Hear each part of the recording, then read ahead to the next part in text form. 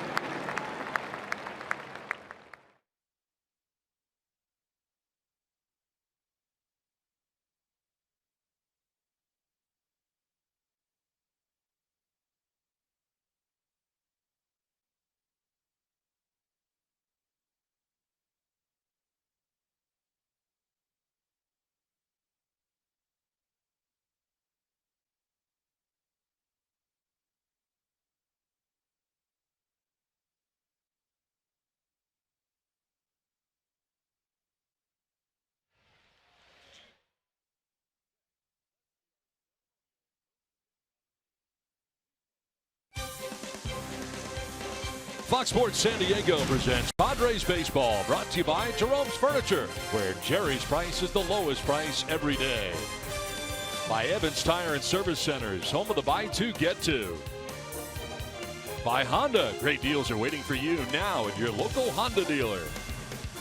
And by Petco, where the pets go. It's game 1 of a 3-game series with the LA Dodgers. Before we get game 1 started, let's send it down to Bob Scanlon. Well, thanks, Don. As we know, the Padres have had some challenges against left-handers during the course of the season, but Andy Green says, you know what, the past does not equal the future. They face a tough left-hander today in Alex Wood, but here's his thoughts on how to attack him.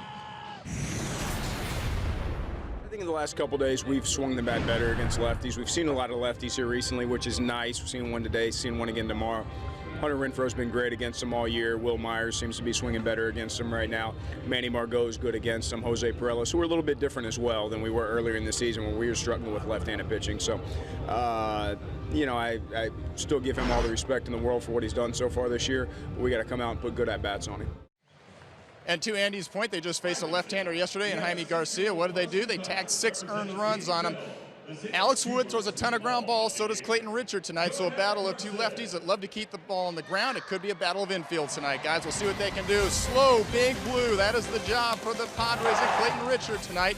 Padres, Dodgers, first pitch coming up next right here on Fox Sports San Diego.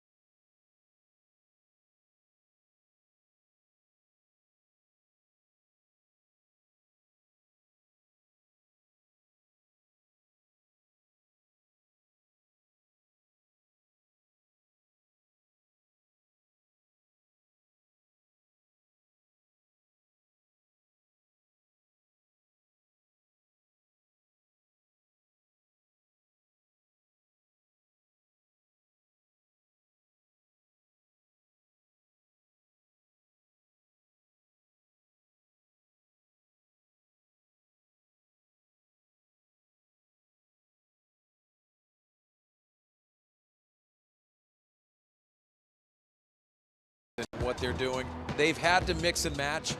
At the track, Cody Bellinger, you are ridiculous. That's yanked to left, and that is going to be a home run. He turned on that one. He got him. Wiggles his way out of the jam. Alex Wood, a career-high 13 strikeout. Well, the Dodgers are here for game 1 of a 3-game series as the Padres take the field in their brown uniforms tonight. It is Friday night in San Diego. Clayton Richard takes the hill. A beautiful night here tonight in San Diego. And it's time now for our weather report, brought to you by your always sunny San Diego Honda dealers. 67 degrees with a breeze west at 8 miles per hour. Mostly cloudy the forecast for the remainder of the evening, but right now plenty of blue skies as we get it started.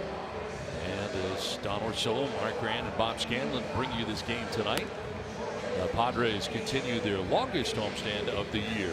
Check out the visiting Dodgers starting lineup, brought to you by Hyundai. For Dave Roberts, he brings in with him Chris Taylor to lead it off, and in left field with Kike Hernandez at shortstop batting second. Justin Turner at third base with Cody Bellinger at first base in the cleanup spot. Logan Forsythe at second base with Austin Barnes doing the catching. Trace Thompson in center. Yasiel Puig gets a start in right field. And Alex Wood, who is a perfect 8-0, bats out of the 9 spot. On the mound tonight for the Padres, the veteran lefty Clayton Richard. 33-year-old making his 17th start. Stay with his strengths. He will stay with his strengths until the hitters prove otherwise. And he can make that adjustment. He's got the firm cut fastball, too. Ground ball rate at 59%. That's the 4th in the National League. And the first pitch of this one is in there for strike 1, and we are underway. Chris Taylor leading it off here for the Dodgers. 64th game he's been in with a .273 average. And a foul off to the right. Richard jumps ahead here 0-2.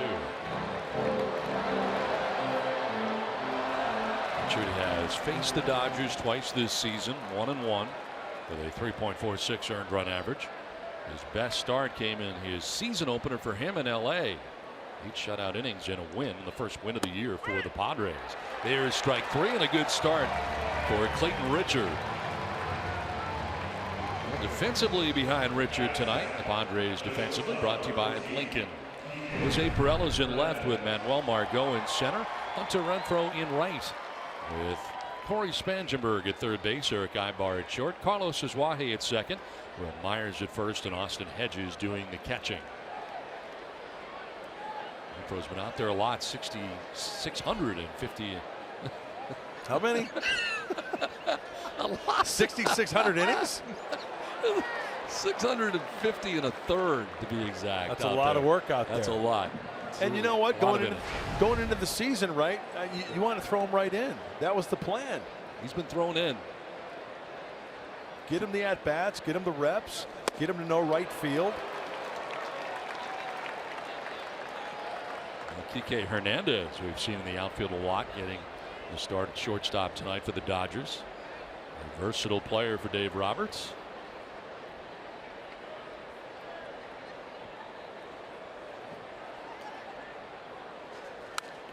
Gotta get jammed and fouls it back and out of play off to the right. 0-2. 230 average for him, 8 home runs.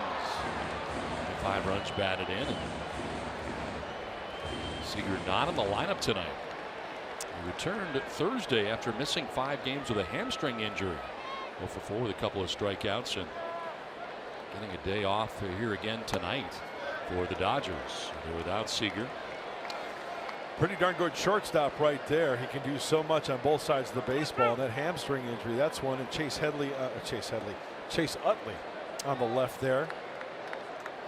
That hamstring with the quick spurts, that's when you want to make sure you've got right. Out ahead of this and fouling it down the left field line. By the way, Chase Headley plays for the Yankees in New York.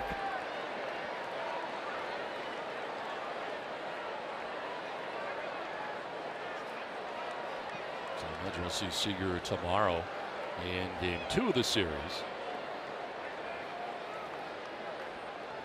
One out here in the first inning and a 1-2. Hernandez grounds it to short. Ibar's got it. And there are 2 outs here in the first inning.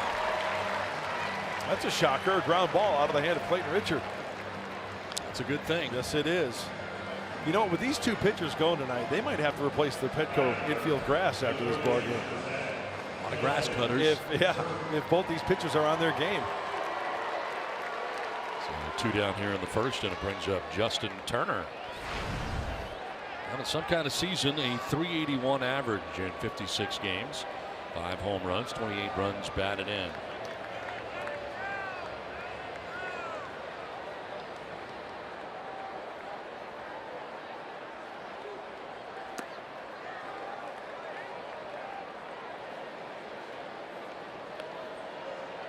Breakdown for him, hitting it a cool .406 against lefties. He stands on the plate. He likes to turn and burn.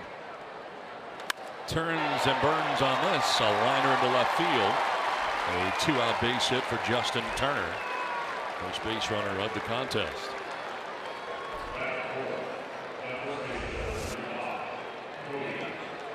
Clayton tries to go down and away. You see Austin Hedges down and in, and that's one of the strengths of Turner. The leg kick up on top of the plate. Talking about pulling the baseball. It's a serious aggressive swing right there by Justin Turner. So 2 down, Turner at first base, and it brings up Cody Bellinger.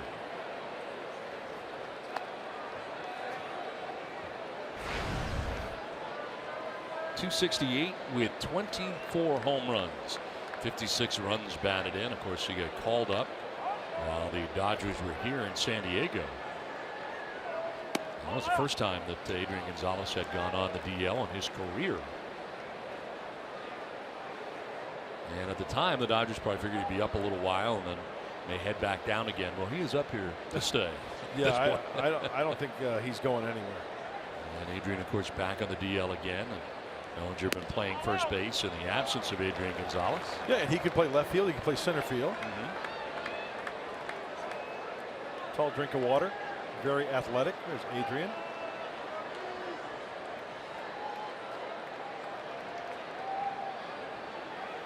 And Dave Roberts having a terrific year. Comes in with his club in first place. So fouled off down the left field line, out of play. You know, Don, I was going to say that's those are some good problems to have for manager Dave Roberts, huh? No question. And this year against the Padres, Bellinger, in brief time, 5 for 9, 3 homers and 9 runs batted in. And again, his major league career started in this ballpark against the Padres. And he's just not a pull hitter. He'll take the ball the other way as well.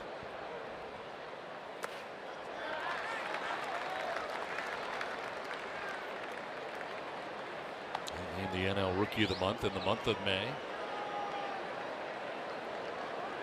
We'll talk about Rookie of the Year. He's got a shot to be the MVP. Yeah. Leads the National League in home runs with 24. And works a walk here with 2 down in the inning. All of a sudden, the Dodgers have 2 on with 2 outs. I really don't think Clayton Richard maybe wanted to give Cody Bellinger much to hit there. You've got a righty on deck, obviously Logan Forsythe, but still force at any base except home plate here in this situation. So 2 down, 2 on. And brings up Logan Forsythe. 2 away, 2 homers, and 11 runs batted in for the former Padre.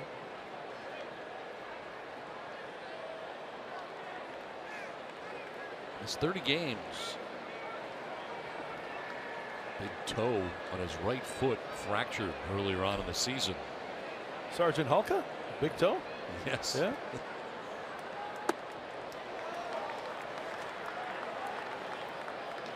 First year with the Dodgers after coming from the Tampa Bay Rays, who was acquired by the Dodgers January the 23rd of this offseason. He's batting 300 against lefties. Pretty good sample size, too. 40 at-bats going into this game.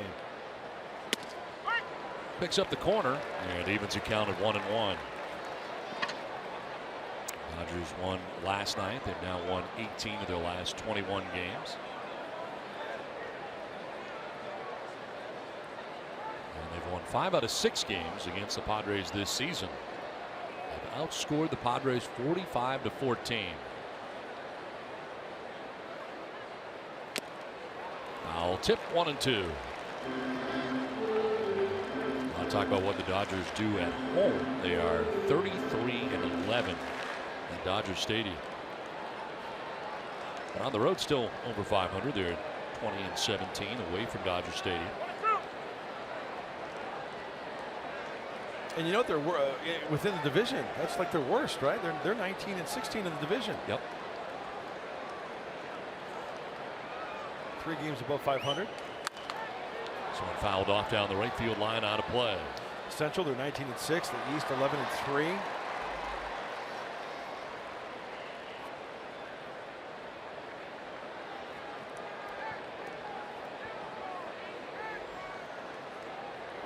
See Rich Hill tomorrow. Kenta Maeda on Sunday in the finale of the series. Inside, and it evens at 2-2. So Richard got 2 quick outs in Taylor and Hernandez on a strikeout and a ground out. Turner with a single, Bellinger a walk, and Forsythe now in a battle. Deuces Wild on the scoreboard and left. 2 balls, 2 strikes, 2 outs.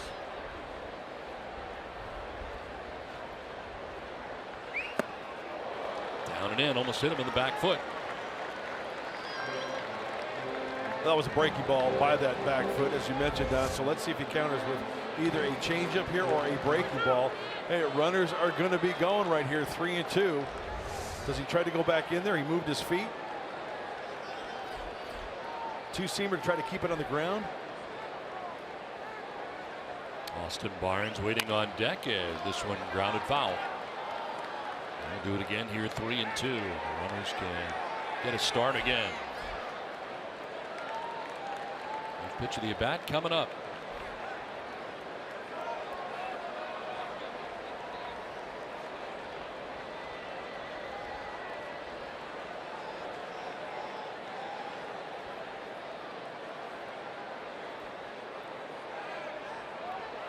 Bluff off the backside as Richard spirals. Yep, not a bad idea.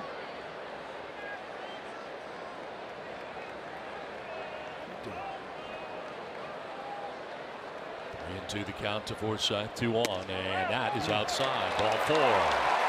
Back-to-back walks allowed here by Clayton Richard. This will bring Darren Balsley out to talk to his starter.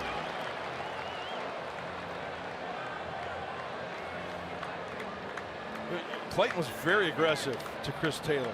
1, 2, 3. Uno, dos, adios for the strikeout. Kike Hernandez got him to hit the ball on the ground. Whether, you know, he's trying to maybe nitpick a little bit, maybe nibble. And Austin say, hey, what do you want to throw here? Fastball? I think I saw fastball. Did he say fastball? I didn't see. No?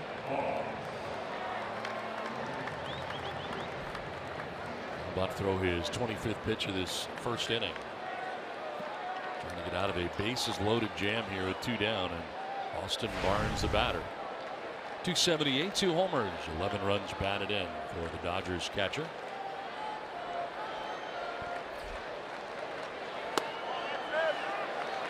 Does go with the fastball and misses for ball 1. And it seems like early on, that was pitch 25 of the evening here in the first, that the location of the fastball has eluded him after that first batter, Chris Taylor.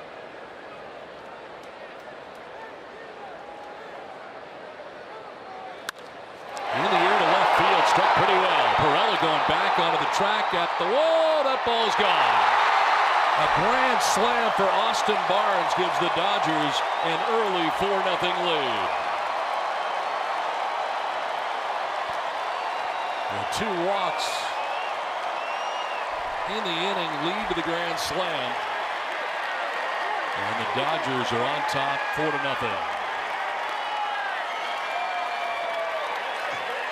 First career grand slam for Barnes. 1-0. It's a fastball, and as Barnes is concerned, he goes out and gets it a little bit. Watch him go out and get it out in front. Now here's the thing, 1-0 fastball, bases are loaded, right? He's got to be looking fastball. It was a 2-seamer. Looked like Clayton wanted to try to make that good pitch to keep it on the ground. Any breaking ball, he's probably going to just spit on it and try to work the count in his favor. He got the 1-0 fastball, and he hit it pretty well. Trace Thompson here, 7th member of the Dodgers to bat in the first inning.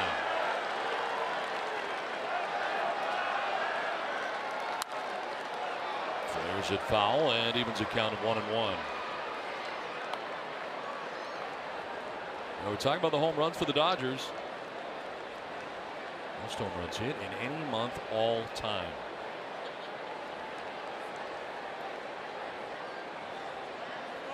That's an unbelievable stat.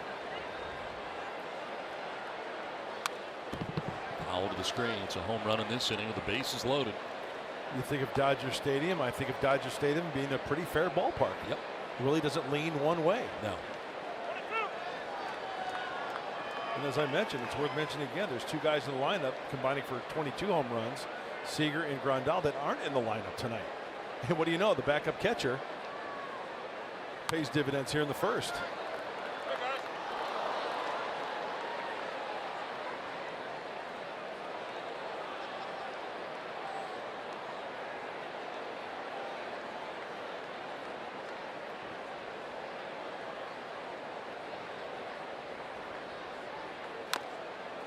Chop foul. And we'll do it again here, 1-2. Well, again, Richard had the first 2 outs of the inning. Taylor and Hernandez. A single, 2 walks, and a grand slam, giving the Dodgers a 4-0 lead. And Richard not out of the first yet. This is pitch 32. And Wood has not taken the mound yet, and he is 8-0 coming into this outing. What does that do for you as a starter? When you're on top here 4-0 before you throw a pitch. As far as for Alex Wood? Yes. Go out there, stick to your strengths, and between the ears, it's 0-0. You can't let up. He's just going to go out there. Pretend it's not? You know, he's going to go out there and try to protect. He's going to go out there and try to hold the Padres scoreless like it's 0-0. Right to Margot to end the inning with the damage done. A 4-0 Dodgers lead.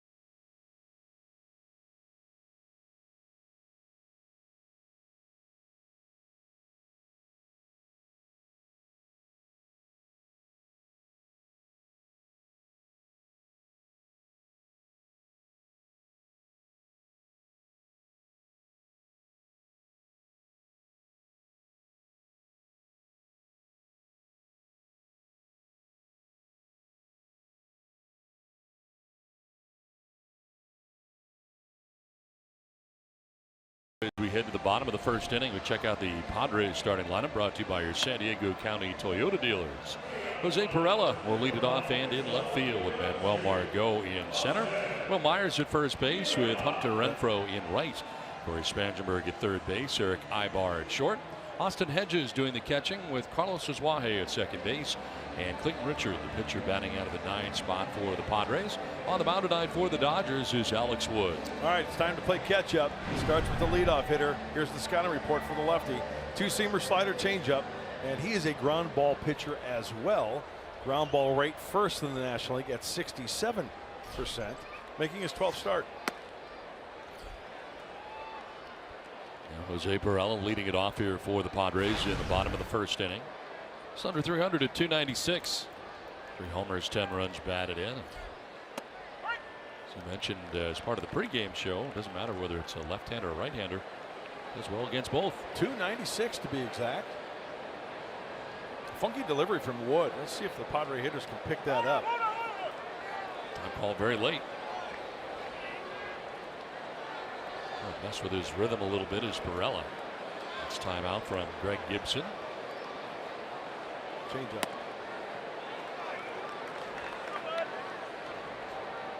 That's a very quick delivery.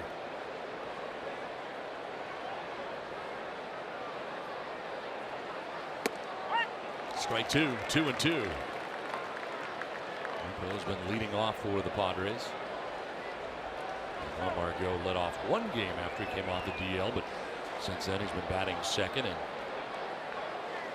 there's a liner down the left field line. This ball will get in, a fair ball. Headed towards the corner as Pirela heads for second base. And he's got himself a stand-up double to begin things here in the bottom of the first inning.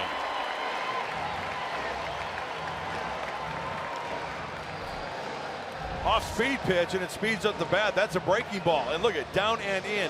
Usually lefties to righties, they want to hit that back foot, right? Well, he missed with location, and that is a start. Trailing by 4. Not bad. Leadoff double for Jose Pirela. So runner at second, nobody out, and Manuel Margot coming up. It's been fun to watch in his return. Came back off the DL on Tuesday. 22-year-old center fielder hitting at .417, 5 for 12 since coming off the DL. 2 RBIs, 4 runs scored, couple stolen bases. Hey, the kid's 8-0. He's bound to tank in one outing, isn't he? He's due. The odds are right. You would think. He's putting up great numbers, though. We know that nifty 1.86 earned run average. Big cut there by Margot.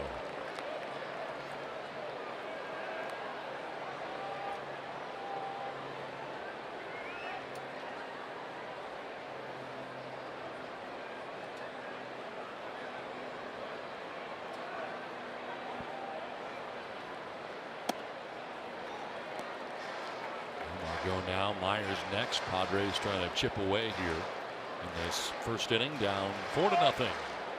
Hey, I think a big key, Don, is that each hitter that goes up to the plate right now, don't try to be the hero. Hey, a home run would be nice, but how about another extra base hit? How about trading places with him? How about a Fresca? It's refreshing all the way around. At least get one this inning. I think that's, we talk about keys of the game. You let the opposition drop a 4 spot at the top of the first, you got to get at least one back.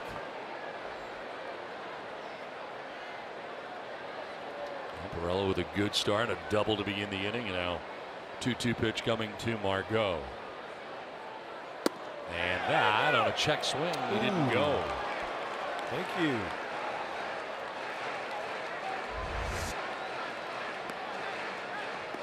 Oh, wow. Thank you. So another chance here. See if he can make good on it. Make it hurt.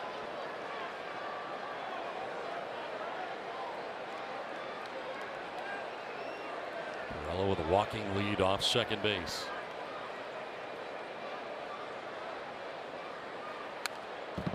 To the screen, and we'll do it again, 3-2.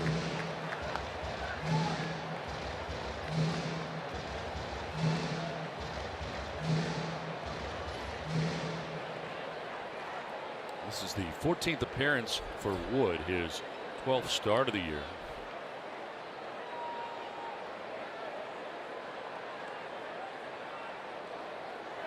And a grounder left side to short. Kike Hernandez throws out Margot. No advance for Perella. One down in the inning. So we take a look at the keys to the game, brought to you by your San Diego Honda dealers. Well, the first one with Alex Wood on the mound. Get good Wood off of Alex. And keep 2, 3, 4 purring like a kitten. They are really hitting on all cylinders, right? Cats purring. Meow, meow, meow, meow, meow, right? Just keep it going. Something going on here. The pitcher Wood just called on Greg Gibson to talk with him. And now the umpires are getting together. Gibson calling the other umpires to join them. I'm not sure I didn't Wood's see anything. complaint was. I really didn't see anything out of the ordinary here.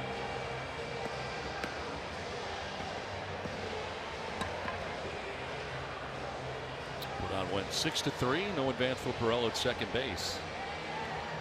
And is he handing out warnings? And he just yelled, "What happened?" And Dave Roberts trying to figure out why he handed out warnings. Was somebody chirping or something at somebody? Really tough to tell. Roberts wants to know what's going on. Andy Green wants to know what's going on. See, this is where the umpires need to be mic'd, right? They need to tell everybody in the ballpark and us what exactly is going on. Not sure if Margot said something on the way down the line or what precipitated this, but here's warnings have been handed out. So one down. Perella still at second base. Myers the batter.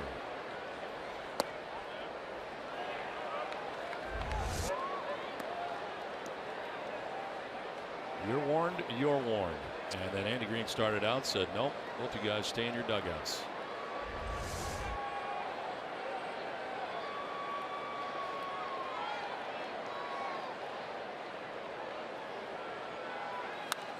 Popped up foul off to the right, out of play.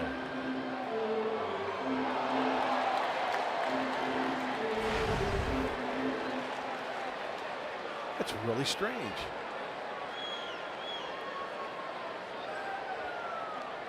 Curious as to what he would need to check on with the other umpires who would lead him to then hand out warnings. Good question. He was asked to look at something clearly by the pitcher, Alex Wood, who called him out. So what was it that he saw that led to warnings on both sides? I mean, it didn't look like anything from anybody that we could see. Strange. Pitch high, 2-1. Generally, something kind of big happens when you get warnings handed out that you see, that is visually apparent. This was not.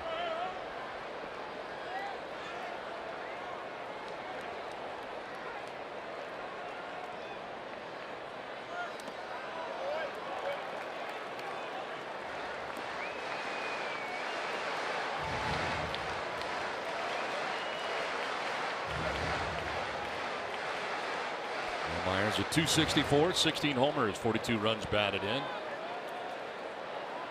It allowed the double by Perella to begin the inning. Margot grounded out to short.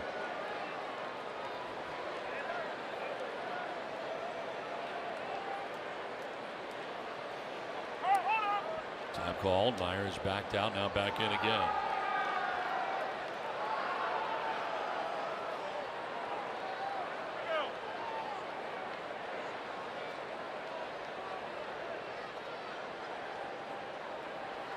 Swing and a miss on a pitch down and in. Myers upset with himself. Full count.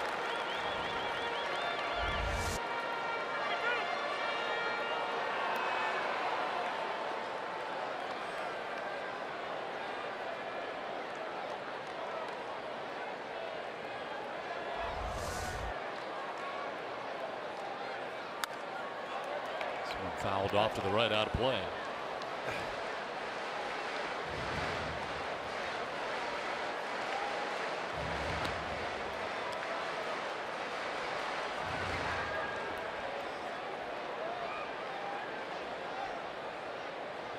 With a double, then the ground out by Margot, and Myers battling here. Pretty good at bat right now. It's fouled off some, taken some. And a foul ball here that gets the catcher, Austin Barnes. Barnes got that one really good. Looked like right in the chest protector. Pitch of the at bat coming up.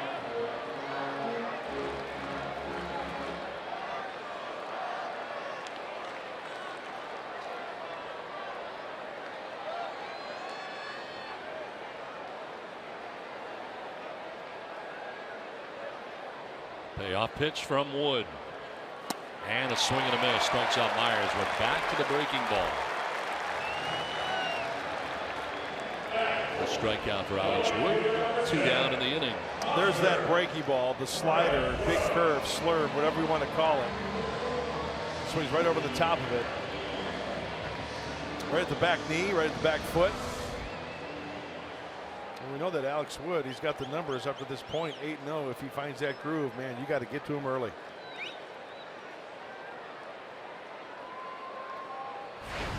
So 2 outs. Renfroe standing in. And a breaking ball for a strike at the knees.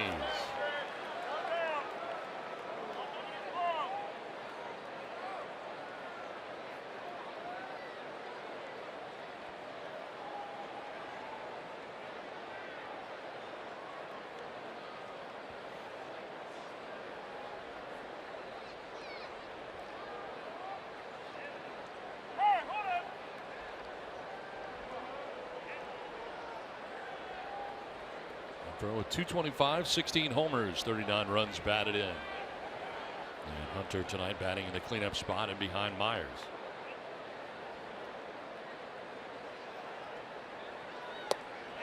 Check swing. Did he go? Yes, he did, says Jim Wolf, first base umpire.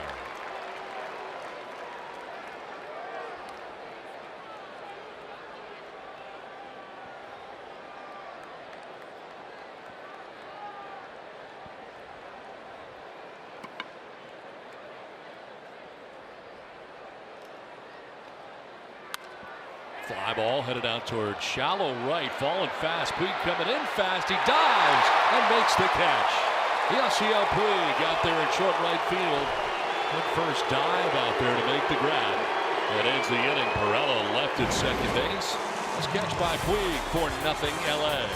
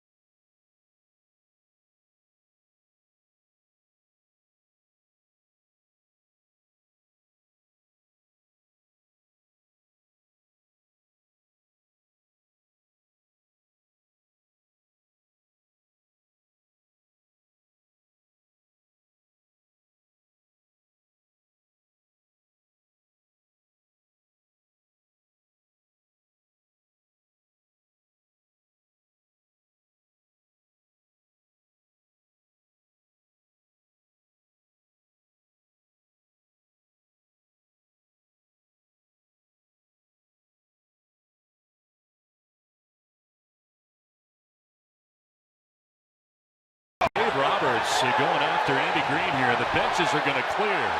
The conversation was going between the umpires and the managers in between innings, and then Dave Roberts heard something from Andy Green he didn't like and went after Andy Green, and now the benches have emptied.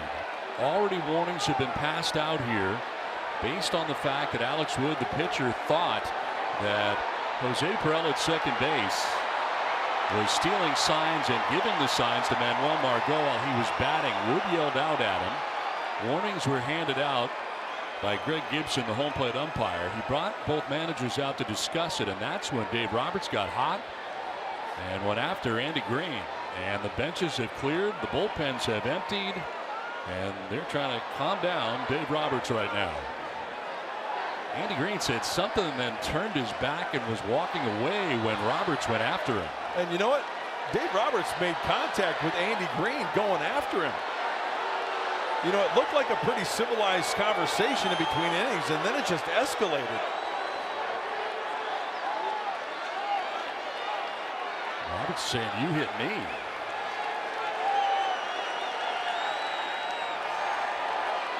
So Dave back to his dugout, Andy Green back to his, and it looks like this will settle down here for the moment.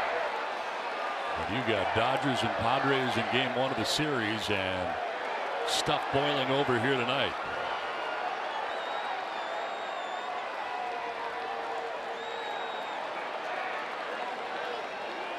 We played 1 inning of baseball here tonight and all kinds of activity.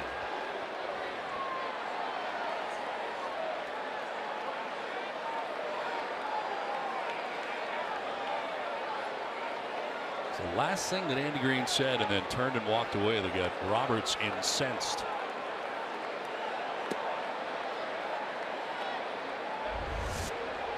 Right there. Heads to his dugout, and then all of a sudden Dave erupts.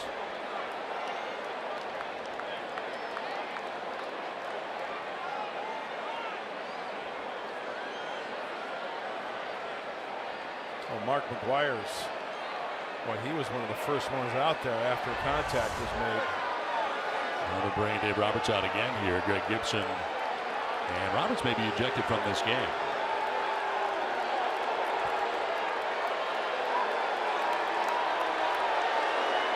Looks like he has been tossed after the umpires got together. And he'll head to his office. Now will Andy Green also be tossed? He's tossed. Apparently, he just said, "I'm tossed." So he's out now too. Both managers will be ejected. Yeah. Interesting. Andy's pleading his case, and like you said, Don, he's saying, "I'm tossed." Yeah, I didn't go after him. He came after me. And here's what I don't understand. I've never seen. He just said it. He's coming after me, and I'm tossed. Right. Yep. Why am I tossed is what he's asking right now.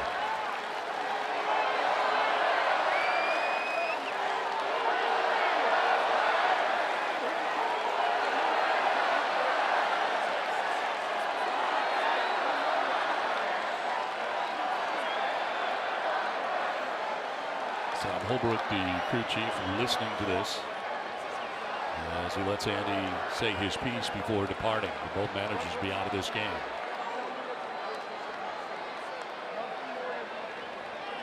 Well, we'll hear from both managers, of course, after the game in the postgame show. Let's go back to square one. I want your opinion on this and your thoughts. I have never, after a player yells at another player, have you ever seen warnings issued? Never. I have never, ever seen that. Let's start over from the beginning. Pirela's at second base. He's out there a long time. It was a long inning, as you remember. So generally, the guy's out there a while. Sometimes they'll pick up signs. Alex Wood thought that Pirela was giving signs away. So after he gets the ball back, he starts yelling at him. You do that again, something, something, something, something. Stop giving him signs. Pirela's like, huh? Yeah, then time is called. And then this conversation took place after the inning was over. Andy Green said a few things, and all of a sudden, Dave Roberts wants a piece. And Sam Holbrook kind of get pushed back into Andy Green. Not sure Dave ever really made contact with Andy Green, but he did make contact with Holbrook, who then made contact with Andy Green in between.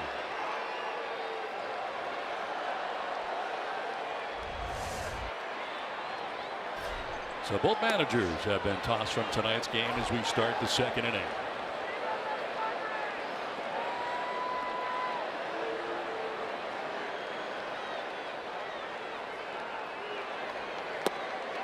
You know what? There's Andy heading for the tunnel. The way I saw it, Andy Green was walking away from the situation. Sure, he had some words to exchange. We don't know what he said. And then Dave Roberts goes after him, and Andy Green gets tossed. It seems wrong from watching this. Both managers are gone now. As we play into the second inning, Dodgers have a 4-0 advantage. So Bob Guerin for the Dodgers, Mark McGwire for the Padres. Now at the wheel. Did you see anything from Pirello that gave you an indication that he was handing out signs? On the replay, no. I know it was a short time, just that one pitch, but I was not watching Pirello while he was on second base. And you know what?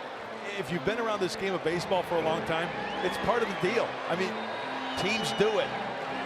There's a discreet way of going about it if, in fact, you're going to do it. First of all, we don't know if that's the case. Right. Alex Wood certainly thought so. Chop to short. Ibar plays the high hop. Throw is going to be low, but Myers does a nice job at digging it out. So Puig retired 6-3 for the first out here of the second inning. This pick here by Will.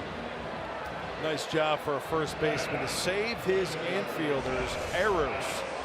Takes a lot of pride in that too. Yes, he does. He's out early every day, taking grounders, fungos, short hops, moving to his left, moving to his right. That's kind of a weird throw from Ibar. It's kind of a changeup through the first base. Yeah. Alex Wood batting here.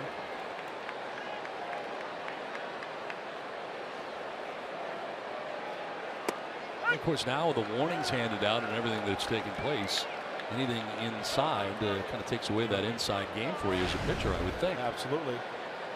And once again, I think it's a judgment call on the umpire. You know, the count, the situation of the game, and you know if it's a breaking ball or whatever. But yes, it does take away a little bit of the game for a pitcher if he wants to try to bury that ball inside and take the chance of hitting a guy. And as you would say, they're a little foggy right now too. Yeah. Umpires. I mean, a little testy, so I would imagine it wouldn't take much. I think situations will dictate whether they take action or not, if in fact that happens. And this is a veteran crew too. Right. You got Greg Gibson behind the plate. You got Sam Holbrook, who's a crew chief at third, DJ Rayburn at second, and Jim Wolf at first. The guy's been around. When's the last time you've seen a manager go after another manager? It's been a while. I'm trying to think. The first time I remember, I was in AAA with the Giants, but at the big league level, Roger Craig and Whitey Herzog in St. Louis, they kind of started jabbing at one another because there were some issues going on between the teams, and they started jawing at one another. And then the bench is cleared. To second is Wahe. Will go to first, and that's out number 2 of the inning.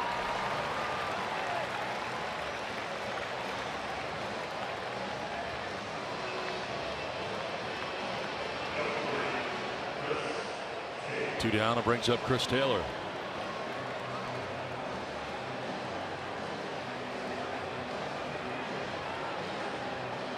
Taylor struck out looking in the first inning. Richard with 1 strikeout, and that's where the inning started quite well for Clayton Richard. Struck out Taylor, got Hernandez to ground out, and then things went south. A hit, 2 walks, and the grand slam, all part of the first inning for LA. What do you think the odds would be given to you if you went to Vegas and said, I'm betting on the 2 managers getting ejected in the first inning in San Diego? What are the odds on high? That? 500,000 to 1? I would say it's fairly rare. Yeah.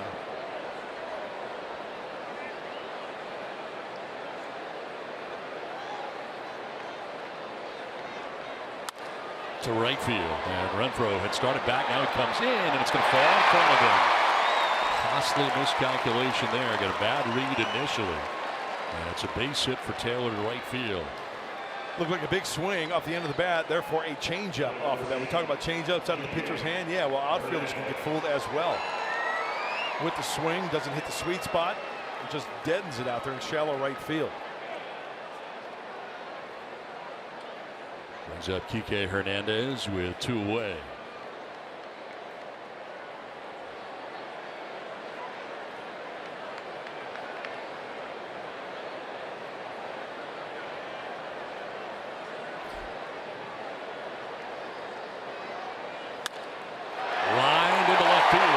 hit for Hernandez. Up to second base goes Taylor. 2 on with 2 down for the Dodgers. That ball was pretty well struck. Station to station baseball with 2 outs, and you know Clayton Richard needs to find that release point where he working down in the zone and the Dodgers can't elevate certain pitches, so get a grounder, get out of this inning. Keep it at 4 runs.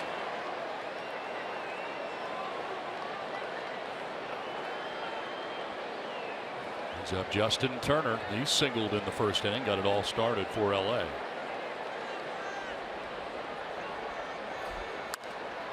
Fouled off to the right, out of play.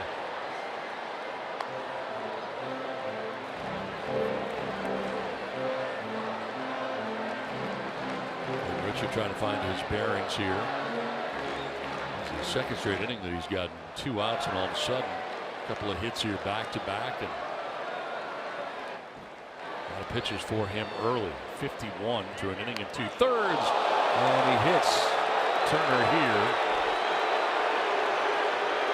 He's 7 miles an hour, so not his best fastball, if indeed it was a fastball. So base is now loaded. I cannot imagine there being anything intentional there. No. I think the last thing that Clayton Richard wants to do is put another base runner when he's down 4-0 already.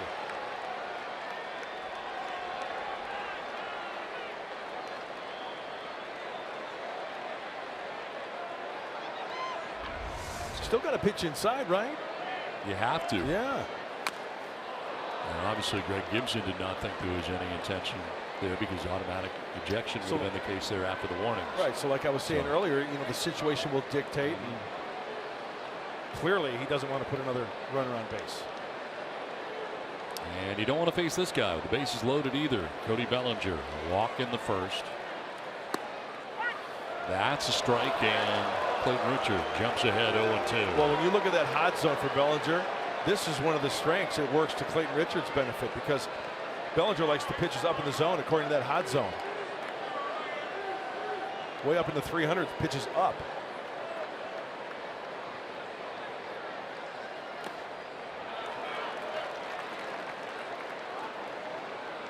Four runs, 4 hits, no errors for the Dodgers. No runs, a hit, no errors for the Padres. And the kryptonite for Bellinger is that slider. He's been having difficulty hitting that slider. 250 on that. Already has a grand slam on his resume. Our Ram Trucks Tools of the Trade focuses on. Well, we talk about Clay Bellinger, the year he's having, but he still can be pitched to from a righty. How about the slider? Hitting 250 off that pitch. Out in front, fooled with 2 strikes. There were 2 strikes. A strikeout again in. Got in the kitchen, off the plate. So first and foremost, you got to get the 2 strikes. A little pop up down from third, coming Spangenberg, and he'll slide to make the catch. Well, the Dodgers leave them loaded. Things have gotten interesting here tonight at Petco Park in San Diego. The managers have both been tossed from this game. 4-0 LA.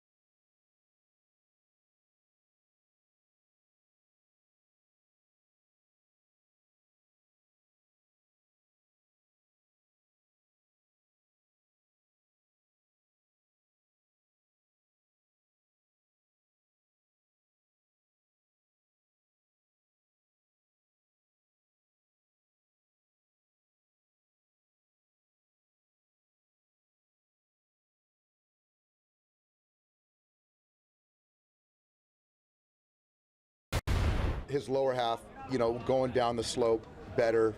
And so that was something with his lower half that he and Honey worked out.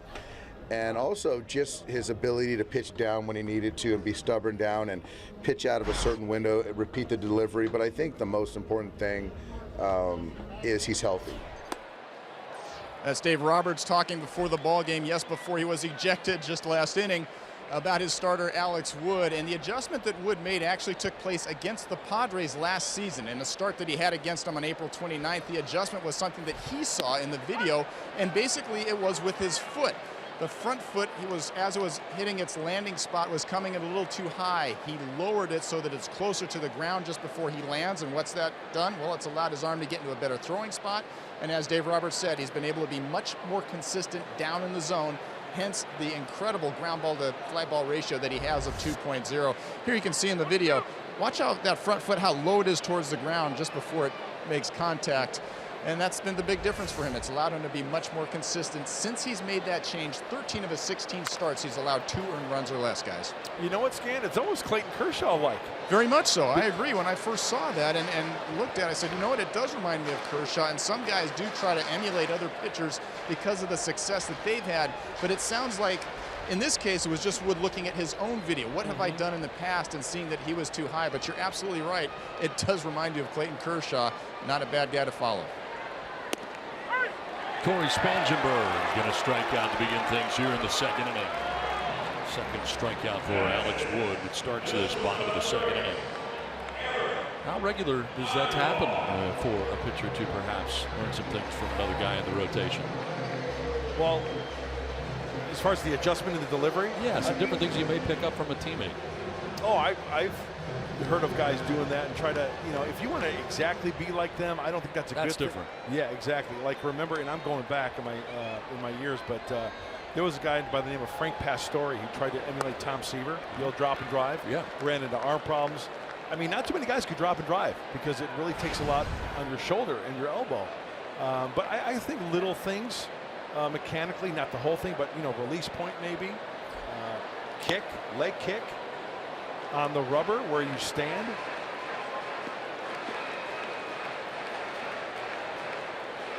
And 4 in a row retired by Wood. Gave up a leadoff double to Jose Perella in the first. Cincinnati's retired the next 4, dealing now with Eric Ibar.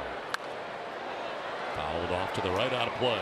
Hey, Mud, I don't know about you, but actually, I did a lot of experimenting with teammates with regards to grips. Right.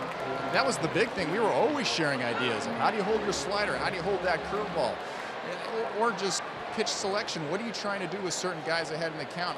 And Andy Green has said this as well. I think oftentimes your teammates can be just as important and influential as your coaches as you're trying to learn this game. Yeah, I remember specifically talking about a cutter with Mike Krukow, how he held his cutter and how he manipulated his wrist a little bit and the grips on the baseball. So yeah, a lot of talk going on with that. Split fingers, change-up grips, two-seam fastball grips, offset the baseball a little bit. Swing and a miss, and Ibar strikes out back-to-back Ks for Wood. 3 in all now for Alex Wood.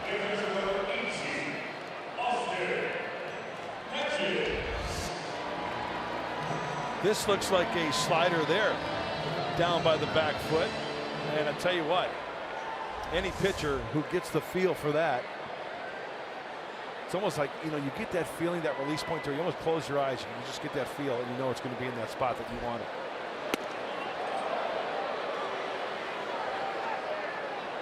Austin Hedges getting his first at bat of the night. So it's a .218 average coming in, 11 homers, 36 runs batted in. Boy, Wood is working quickly, huh? See Austin Hedges trying to, call time a little bit before he gets in the box.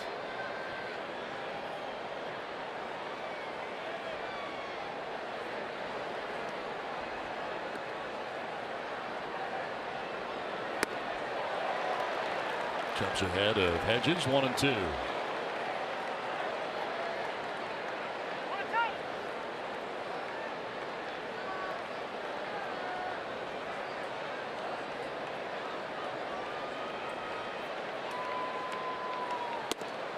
Strike 3 call. Alex Wood strikes out the side. Spangenberg, Ibar, and Hedges. 4-0 Dodgers.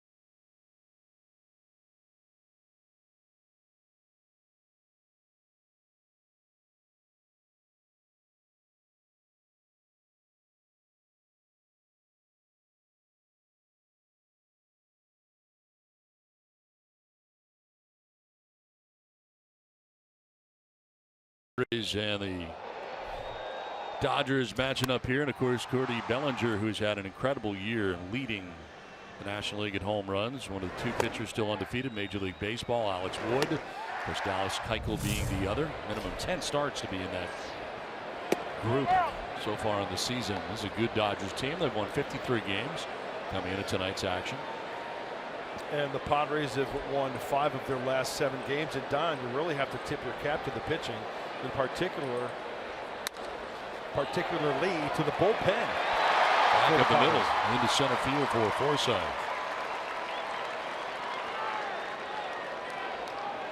Forsythe on for the second time tonight. Walk and now a single. Right through the 5-hole.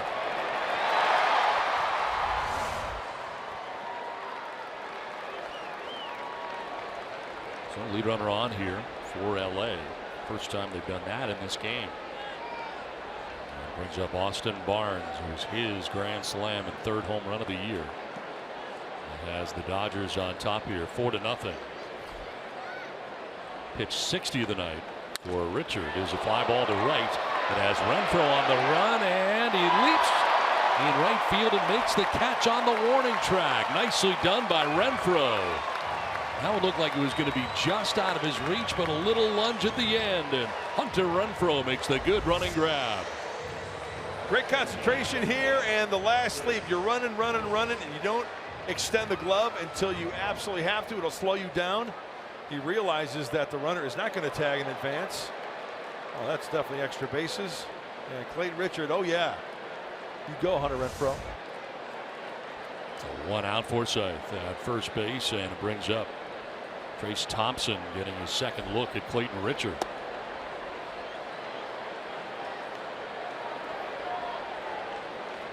Thompson lined out to Margot in center field, first time up.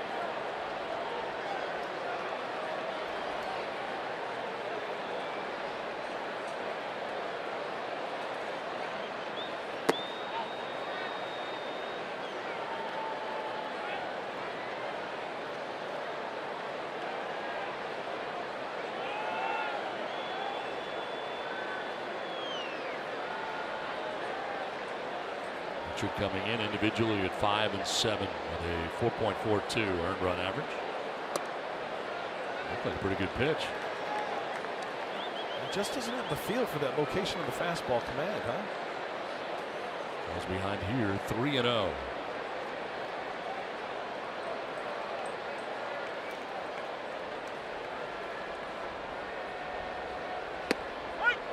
There's a strike, 3-1.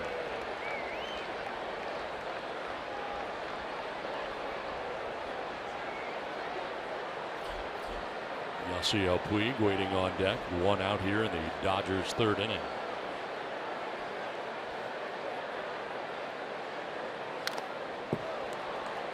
Full count now. Richard able to battle back here.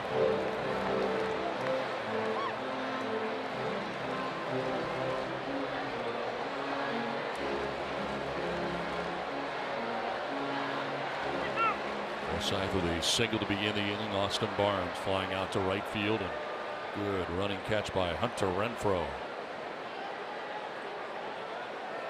So they're going to try to come in here on Trace Thompson. And they do, but miss. Ball 4 down to first base. 3rd walk allowed by Richard.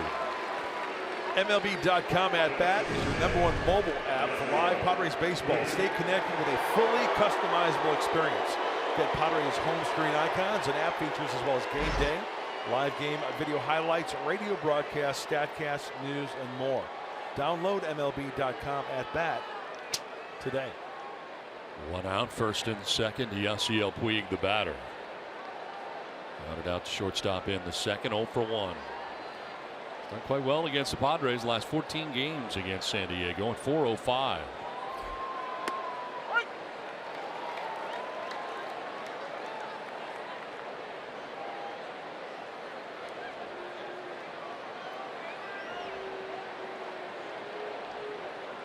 Forsythe at 2nd, Thompson at 1st, 1 away in the 3rd.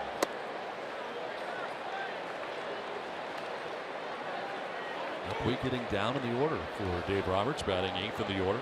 You do not have to throw this guy a strike. He will get froggy up there. Sure, he's got some pop. We all know that. You can off-speed him. Grounded to short. Ibar will go to second for 1. On to first for 2. Well, Richard needed that. Induces the double play that gets him out of any damage in the 3rd. This will go 6-4 to 3 and end this inning. 4-0 Dodgers.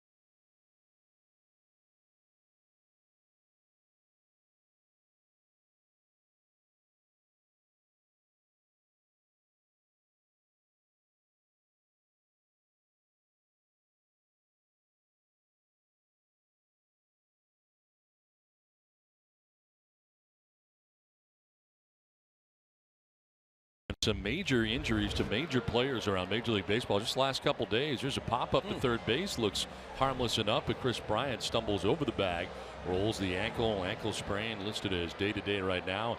A little more serious for Trey Turner, who gets hit on the wrist and non-displaced fracture of the wrist. No timetable for his return. It's going to be a while. You know, to watch that kid run, Trey Turner, I mean, you talk about lightning. Greased lightning. Pretty impressive. Hitting 279 at times, 7 home runs, driving in 32. But you know, speed is something you can always bring to the ballpark. We always talk about that. This is Wahe leading it off here for the Padres in the bottom of the 3rd inning. Wahe batting 8th. Let me see the pitcher spot in Clayton Richard, and the top of the order, Jose Perella, anticipated in the bottom of the 3rd inning. I mean, Trey Turner, even on a routine ground ball, I mean, quick as a cat, meow quick.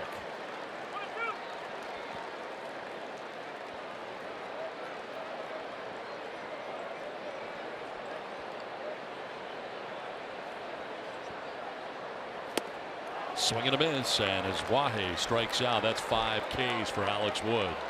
Kick off your 4th of July weekend with the Marlins battling the Brewers Saturday at 12:30, only on FS1. Then Aaron Judge and the Yankees take on the Astros at 4 on your local Fox station. Or you can watch it live on Fox Sports Go. A doubleheader Saturday right here on Fox. 1 out, and Clayton Richard taking a hack at the first offering from Alex Wood.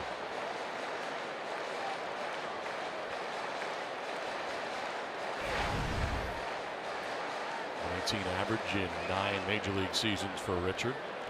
4 for 28 this year. And he takes a look at strike 2. Wood appears to be in a pretty good groove right now. He's retired the last 7, 5 by way of the K.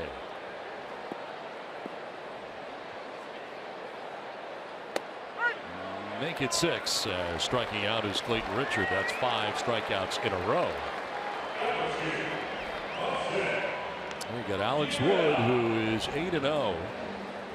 Most consecutive decisions with a win to start a season since 1970. He got his 8 wins, which ties him with Fernando Valenzuela, Don Sutton, Matt Hergis, and Rick Rhoden. 1976 with 9 consecutive decisions with a win. Rick Rhoden, really good golfer on the senior tour. Could pitch a little bit too. Jose Pirela doubled in the first inning. Only hit the Padres have so far in the game, and we'll take a look at strike one.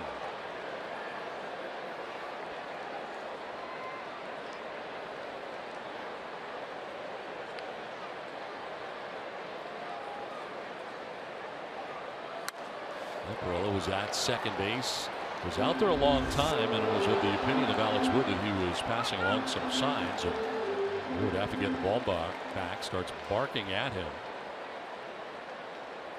And the umpires got together soon after that, and then handed out warnings. Pirela strikes out here. Second straight inning that Wood has struck out the side. He's filthy right now. 4-0 Dodgers.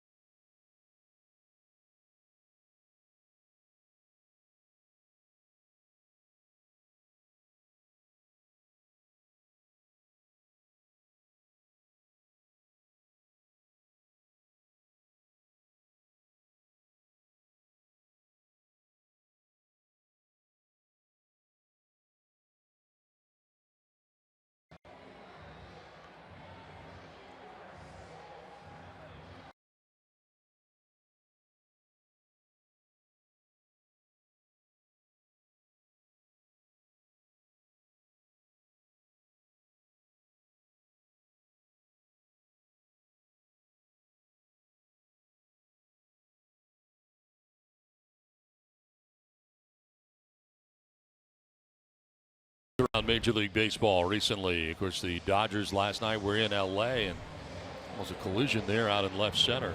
How about Kevin Pillar in center field for the Toronto Blue Jays? He's banged into that wall a few times in the course of his career. Not much give on the wall at Rogers Center. And Matt Joyce for the Oakland A's.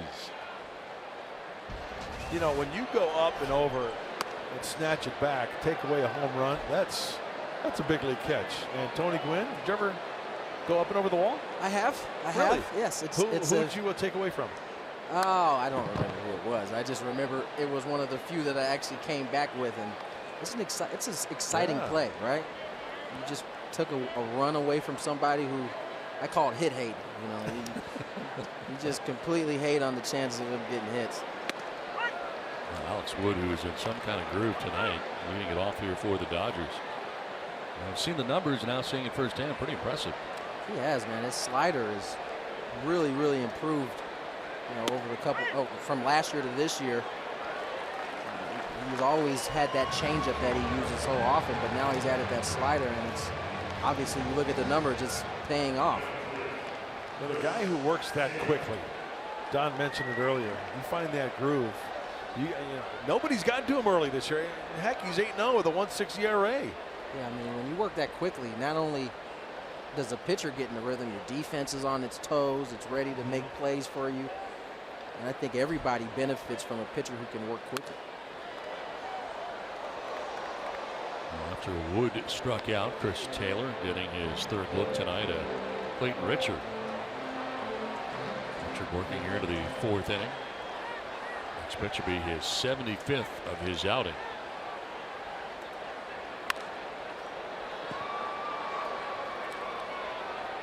Have you seen warnings handed out like that when you had one player talking to another player, and then The umpires get together, and that was pretty unusual, it seemed.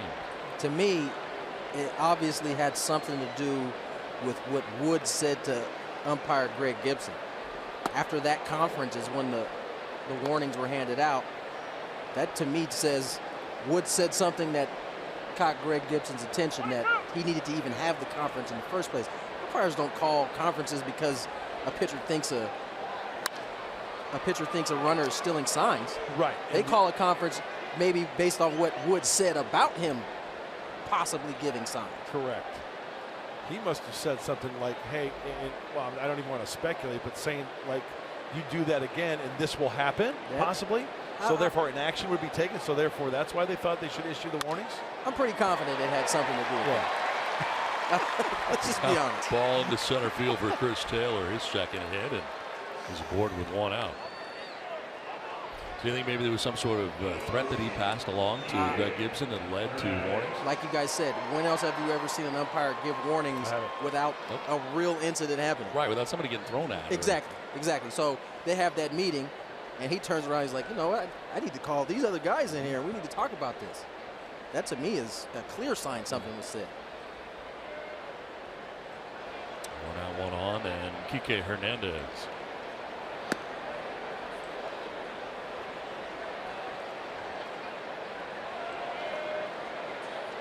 Hernandez grounded out to short in the first, singled in the second.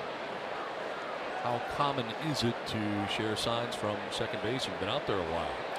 It happens. It happens. I don't know for every team how common it is, but it certainly is something that is done in baseball often. Tony, would it be fair to say that location is more given than signs? Location is easier to give than signs. So most people do use location, but if a team can get signs, they will use them. And that's why they mix it up when the runner at second, first sign after 2 or third sign or whatever the case may be. And that's why through the last, I don't know how many years where you saw catchers, they set up late. So the runner cannot relay it to the hitter as far as location. Yep.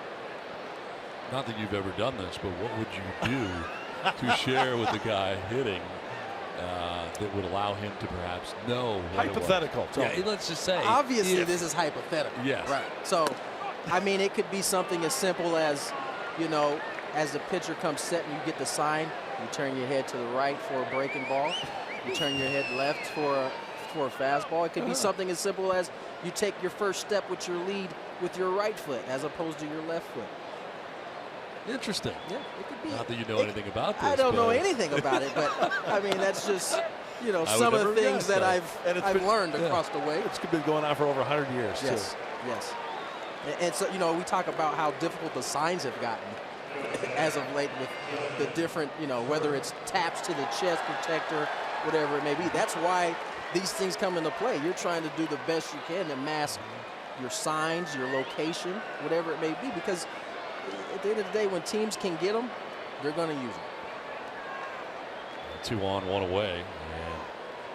And the Padres starter deep into the pitch count here. The third pitch coming up for Richard, and some action in the Padres pen. Justin Turner batting with 2 on. And he'll take a breaking ball for strike 1. But you also have to realize that pitchers are some of the most paranoid individuals on the planet. I'm just saying. This would be awesome. Push him or something. Come on, Tony, push him. He's just fat. He's not going to do anything. Oh, this would be so good, a fight in the booth. I'm just saying, pitchers, they think that there's somebody's giving up something all the time. Runners are going, and Richard got him in a run down here as now running back is Ibar to tag him out. So 1-5 to 6. And the put out, caught stealing Chris Taylor, remaining at first base was Kike Hernandez. I don't know, when you're 4-0 and you have one of the best hitters in the league up right now. You're going to run yourself into an out. It's the spin move, and you give up the baseball to the lead base, running back to the base he came from, and Ibar applies the tag. Big out. Now 2 outs for the Padres. I'm surprised Kike Hernandez didn't get to second base while the rundown was going on. He remains at first, 2 down in the inning. Turner takes it up top to even the count of 1-1. Yeah, if you're the back base runner, if you're the follow base runner, once he's in a pickle, as we like to call it, your job is to be on second base. If he gets out of it, that's great for him, but he's already made the mistake of getting in the pickle in the first one. You got to replace that guy who's likely going to be out regardless. And in a rundown, trying to get you into scoring position. Exactly. So Taylor retired. And it goes 1 to 5 to 6, and it is a caught stealer. Fly ball struck pretty well. Deep center field. Margot going back onto the track, and it is gone. Turner with his 6th home run of the year. It is a 2-run shot. Puts the Dodgers on top 6-0.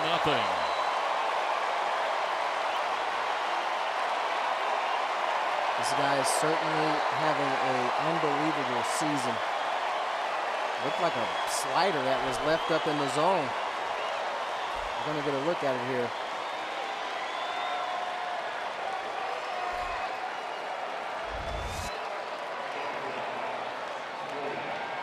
Slider wasn't left up in the zone. It was just right down the middle.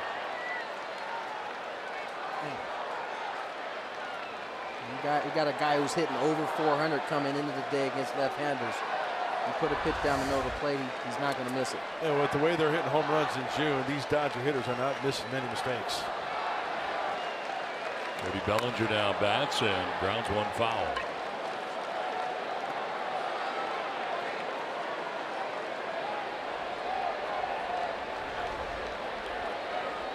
Most home runs in the first 61 career games since 1913. He's got 24 of them.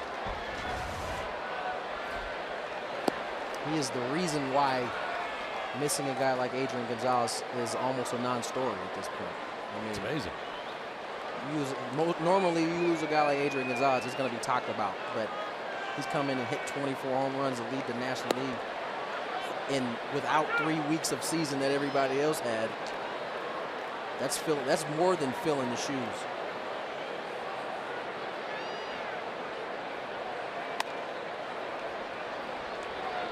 Up here at 2-2 to Bellinger. Tony, is there anything in the swing of Bellinger that you like, you see, that's kind of just wow, you know? I'm actually really surprised how well he gets to the ball up in the zone. You know, you don't see a lot of guys who are that tall, upright, and with the swing path that it looks like he has, it looks like he would struggle with the ball up. Yeah. And striking out is Bellinger as another 2-run home run. This one for Justin Turner, 6-0 Dodgers.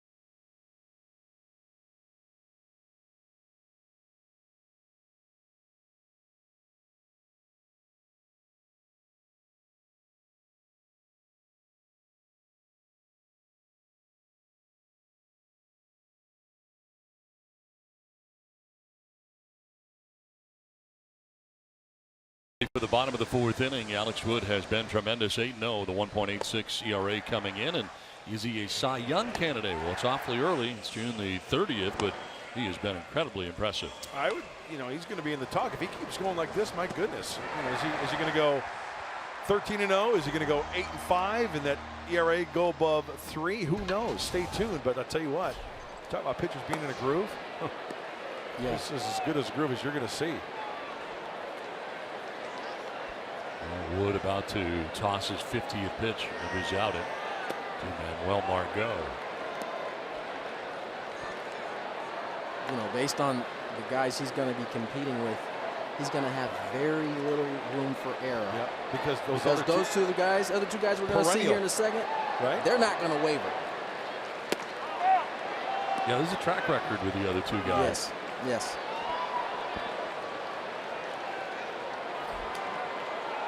6 strikeouts in a row for Wood.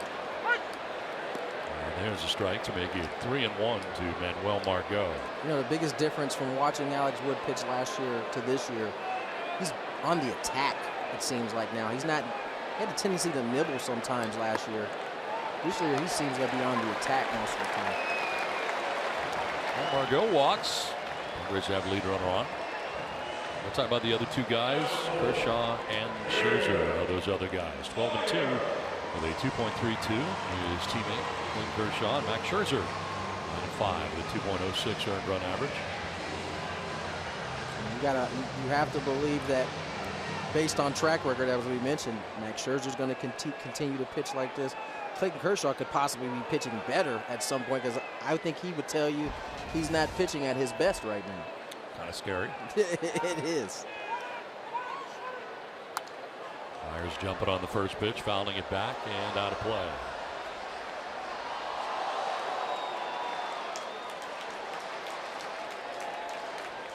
Four gamer for Will Myers coming in. 5 for his last 13 during the 4-game hitting streak.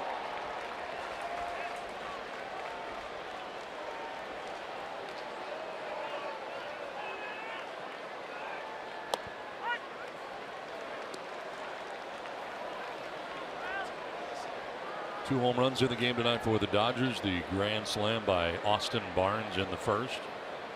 A 2-run home run in the 4th inning for Justin Turner. And it's 6-0 LA here in the Padres half of the 4th. You know, getting back to that Cy Young talk, Clayton Kershaw, 116 in the 3rd innings pitch. He's given up 86 hits, which is pretty darn good. Max Scherzer, 113 and 2/3, only 65 hits. That's dealing.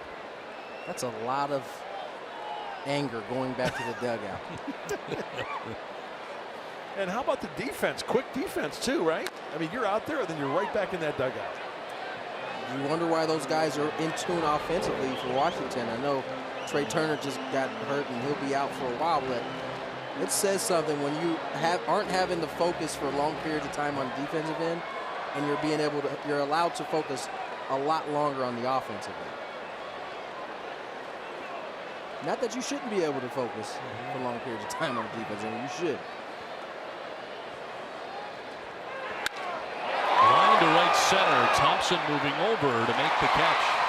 Round number 1. Myers with solid contact, but in the neighborhood of Trace Thompson out there in center field. Trace Thompson obviously isn't their everyday center fielder, but he reminds me a lot of Mike Cameron, the way he strides in the outfield. Love Mike Cameron. Yes. I love Mike Cameron. What a good dude. Oh.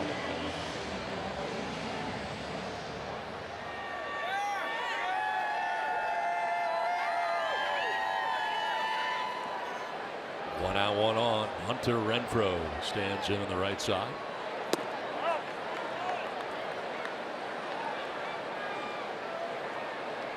.338 off left-handed pitching for Renfroe. 185 against right-handers. 6 home runs off lefties. 1 for 1 tonight. Lines this down the left field line, fair ball.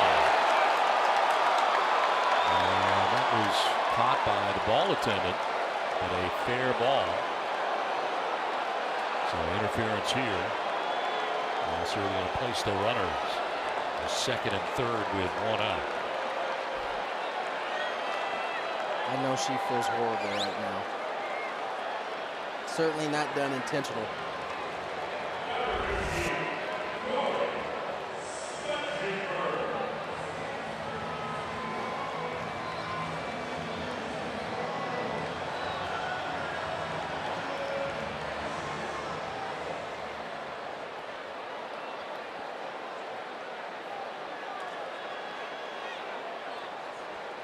So a double for Renfroe, second and third with one out.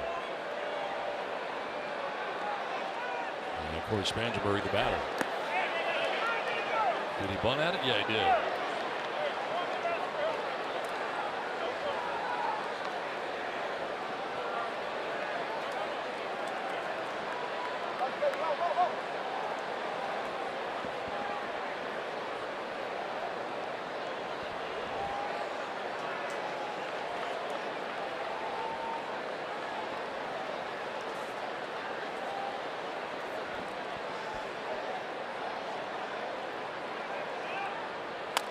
On the ground to first base, and coming from third and scoring on the out at first base is Margot, and the Padres are on the board. It's now 6-1 LA.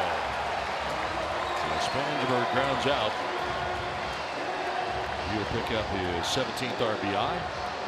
Going from third as Renfroe takes third base. And bring up Eric Ibar. Spangenberg taking what the defense gave him. Dodgers elect to play back with a 6-0 lead. Puts the ball in play, gets a run in. With the 5th, 6th, 7th, 8th, and 9th left, you have some time to chip away at this lead. You're going to need a few 2-out hits, though, in that process, I assume. You know, Tony, I thought it was crucial in that first inning. After the Dodgers scored 4, they left that runner stranded at second. They at least get one back. Yeah. At least one. And they've been doing a good job of that as of late. Been able to come up with the 2-out hits and the runners in scoring position, being able to get them in with less than 2 outs. And that's a situation when you give up 4 in that first.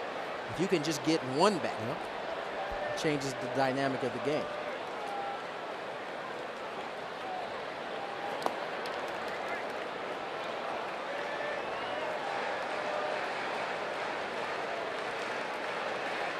Giving up his first run.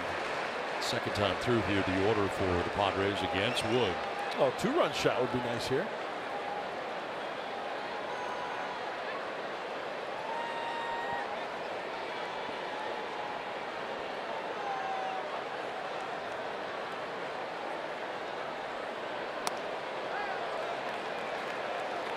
You know, I think back to the fireworks that happened in that first inning.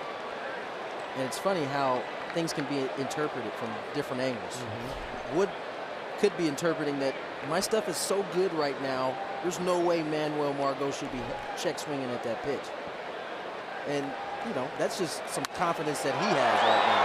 This is driven out to deep center. Thompson going back onto the track and to make the catch. Right to the edge of the warning track to end the inning. Padres get a run back through 4, 6-1 LA.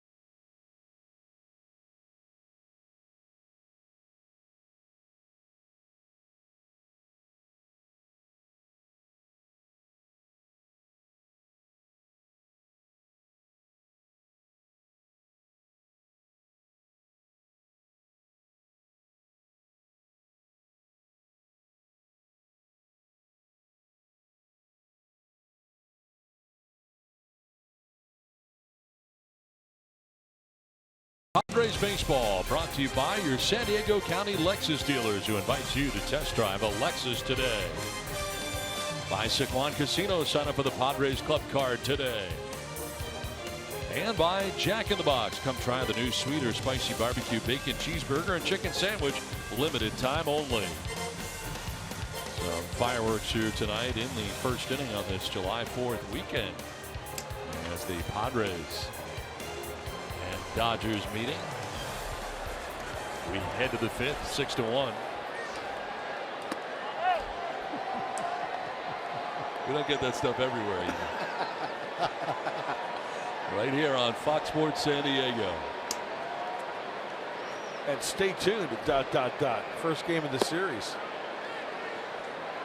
Stay tuned for we have plenty of baseball left, but Padres Live, the postgame show.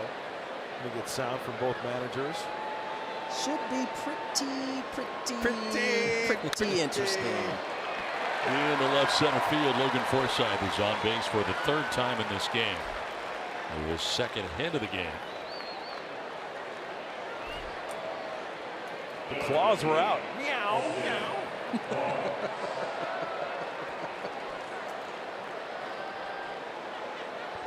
Runner on here at Forsythe. It's really hard to know what to think of that. You know, you just don't expect that from those two particular guys. You know, no. Just from a demeanor standpoint. And I mentioned this earlier. It looked like it was a civilized conversation, but there was that point where all of a sudden it just seemed you could see the facial expressions change. You could. And then all of a sudden it just started to escalate. Getting a little bit out of hand. Who's saying what?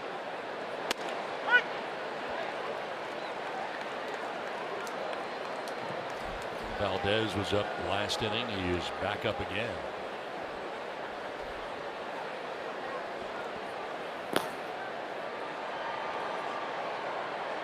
Pitch 96 is down and in.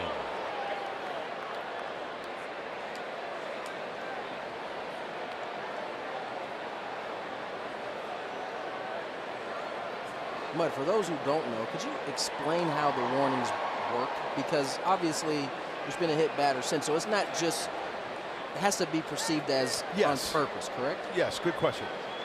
We talked about that, and I think the umpires are obviously aware of the situation, but you know the situation will dictate whether, like that one when Clayton Richard hit it with, he had base runners on, right, to load the bases. Right. That's the last thing he wants to do. Now, if there's a situation where this game really gets out of hand and somebody has an issue with somebody and it's maybe the first pitch, you know, you got pitchers working down all night, working the corners, working up, and then all of a sudden. Well, able to make the grab on the liner for the first out of the inning. That's when I think the umpires would probably take issue. The situation will dictate. Gotcha. Well, the day after the Padres score 5 or more runs, get 50% off any regular menu price online order at papajohns.com. Enter promo code Padres5. So do you always have a baseball with you? I do. Do I need to start bringing a bat with me and like this? That'd be pretty funny.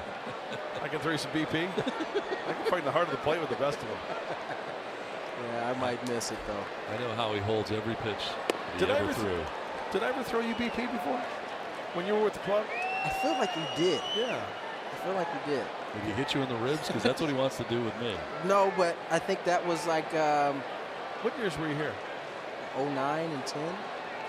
Okay, I might have been past that then, because I know early on I would love to go out, especially throw to your dad all the time, and he would love it when I would throw to him. You know, I remember being a young kid going to Qualcomm with my dad, and I can't remember who it was throwing a simulated game. It was the first time my dad, I think it was maybe a sophomore in high school, first time I got a chance to see a big league fastball. Nice. I just remember thinking to myself, prior to the at bat, or some swings against, I can't remember who it was. I really wish I could. Thinking to myself, I think I can handle this, right? And just seeing the life of the fastball when it got to the cutout of the dirt, is just completely different at the big league level than it is anywhere else. Now, did you challenge yourself and use a wood bat, or did you stick with the aluminum? No. I wasn't silly. I used an aluminum bat. I was trying to keep some of the confidence I had left. Well, double switch coming up here as Ibar is coming out of the game. Not Sure if he hurt himself also on that play. As pitching change for the Padres, 6-1 LA.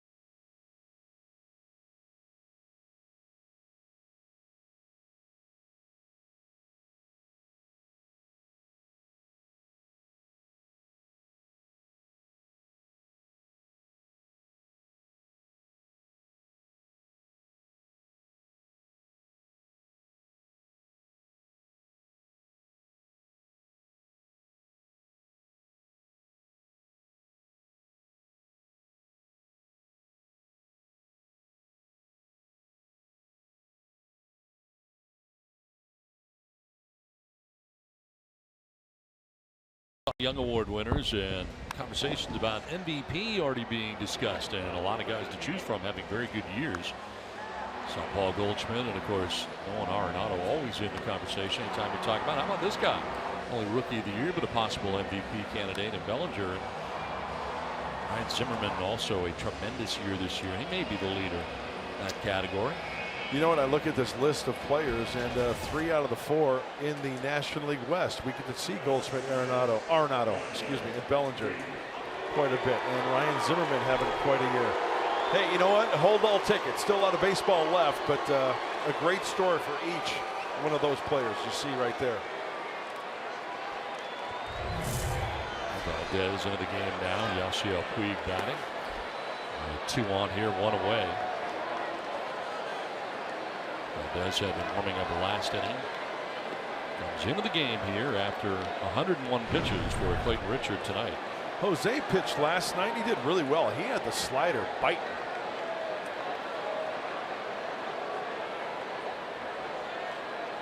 Struck out the side in the 9th.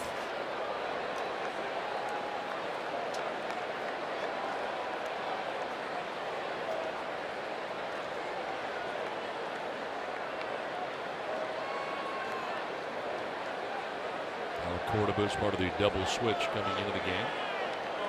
Ibar coming out, so the pitcher spot is now 6th in the order.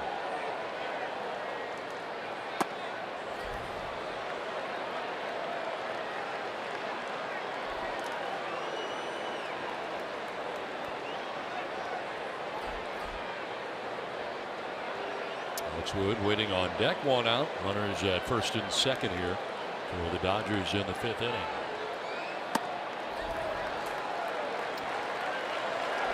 Down to first base, walks the first batter that he faces here to load the bases. That's what Valdez want to do there.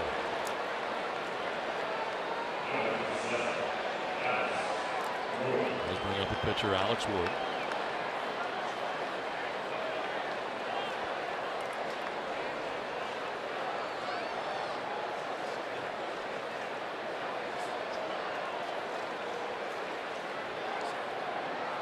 Infield in for the Padres, and Wood pops it up, and look out, it's Myers who comes down, makes the basket catch. Like Valdez almost was going to get in the way there and step in front of him, but Myers makes the catch. 2 down in the inning. Padres will certainly take the easy out right there. Bases loaded, you get the pitcher up. He elects to bunt. I don't know if that was an actual play or if he was just didn't want to swing the bat to that high 90s fastball.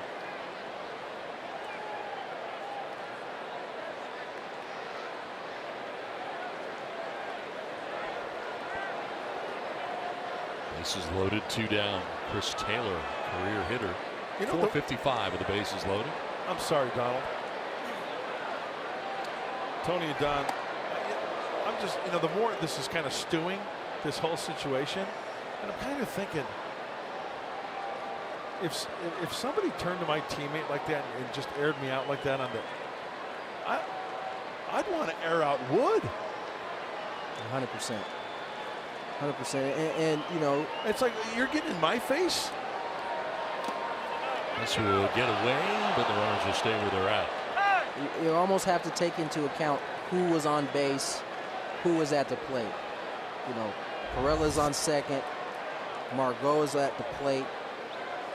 You know, you got two guys who don't have a lot of time in the big league level, and maybe they didn't feel like it was their place, but at the same time, and you would expect that from a young player like Manuel Margot, but I know if that had been somebody I played with at second base, even if I was in the wrong or they were in the wrong, you rest assured there'd have been some choice words said. Yeah, Perella just kind of threw his arms up like, what? What are you talking about? Exactly.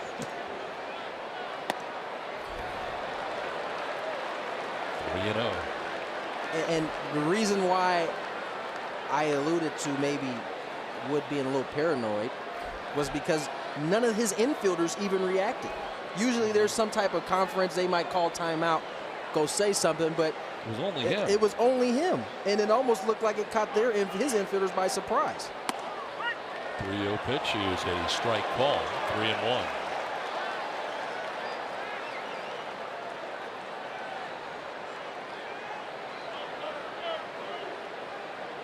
You know, the one thing, we're sitting up here, we don't know exactly what was said. We don't. You know.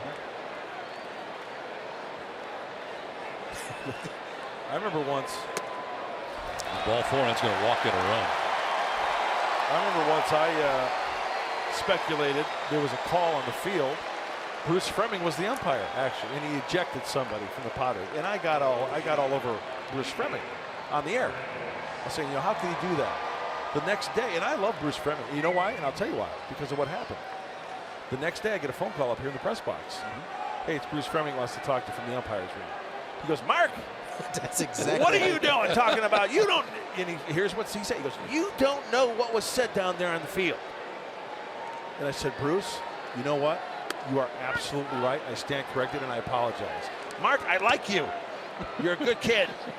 Just remember, you don't know what's being said down there. So don't jump to conclusions. You're not in our spot. And it was right. He was fair. Yeah. He goes, okay, kid, have a good day. Whatever. And he hung up. But he was fair. He growled at your arm. Right?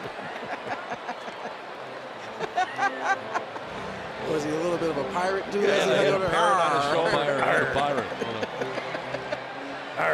I hear what you're saying, but I think we're all smart people up here. We saw warnings issued for really, there was nothing that happened for warnings being issued. So you're right, we don't know what was said, but we could certainly assume. Sure. Swing and a miss, and fired up is Kike Hernandez throwing his helmet. 7-1 Dodgers.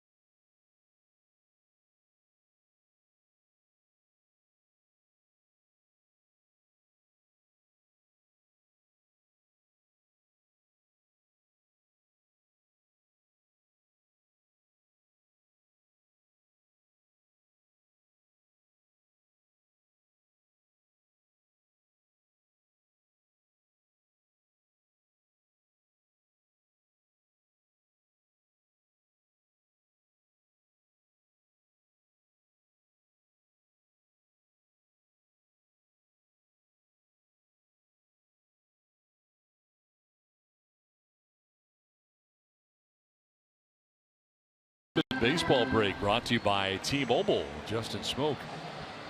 Home runs 1,070th. Oh, let's try this again. How many? 1,070 home runs in Major League Baseball for June. It's a new record for home runs in any month. We're going to talk about that a little bit. But unfortunately, because I botched the first one, we can't even talk about the rest of what's going on there.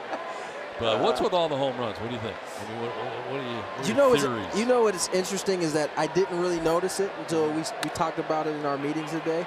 And I think it's because there's not one guy that's like has a huge amount of home runs. It's just a whole bunch of players hitting them. And as to why that's happening, I don't really buy the juiced ball thing. I mean, homers have been going up for the last couple of years, as far as I can remember. This one, it's even higher than it has been in the past. But I think you got guys swinging for more guys swinging for home runs. As a result, you have more strikeouts. You have more strikeouts. So you have higher velocity, which makes it easier for some of the guys who don't have that kind of power to run into some balls, and those balls are going out as well. I think I'm gonna buck the trend and agree with you and say, the ball, I don't buy that it's juiced. And as many strikeouts as there are, I think there's more bad pitching as far as making bad pitches. 100%. Wahe is out number 2 of the inning. What you have is the reason why we talked about this. The reason why teams like guys with velocity is because it gives them room for error. Absolutely. They don't have to necessarily pinpoint these pitches because they're throwing in the upper 90. So you can make more mistakes over the middle of the plate. Sometimes you make those mistakes and hitters hit them. And I think that's why you're seeing more home runs in the 90s, in the 2000s, early 2000s. Guys had to pitch, and the velocities weren't as high, and therefore they had to make pitches. It's almost fair to say they're not sacrificing stuff for location, right? They're just rearing back, trying to throw it by everybody. Right. And granted, there are a few guys out there like Alex Wood. He's a pitcher. Clayton Richard is a pitcher. I mean, how many of those guys are in the league? You can almost count them on your 2 hands. And all those guys have the same thing in common. They might have upper velocity, but they're pitching as well. Well, 2 down here in the last of the 5th inning. Cordoba batting for the first time. Took over as part of the double switch at shortstop last inning. And he will take the strike, 3-1. Edges grounded out as Wahe grounded out. 7 strikeouts for Alex Wood in this game, 1 walk. And make it 2 walks, just missed. 2-out walk here to Cordoba. Jose Varela coming up here.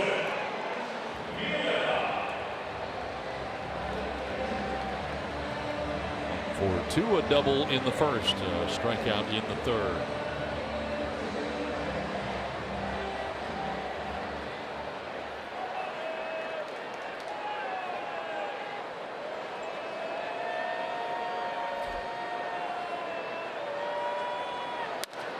Line to center, and Thompson is there to make the catch that ends the 5th inning.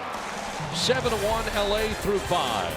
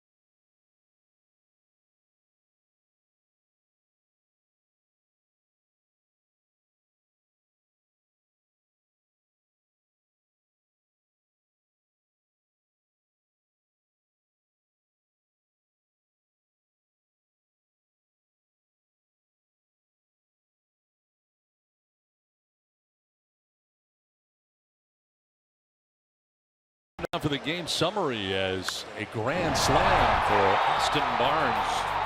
Was back in the first inning, made it 4-0, and then some fireworks taking place as Alex Wood barking out at Pirela, trying to get him not to share signs. He thought he was, and then the managers got into it. Both were tossed, and then a 2-run home run for Justin Turner. A 6-0 lead at 1 point. It's now 7-1. Here is Justin Turner to lead it off here in the 6th inning.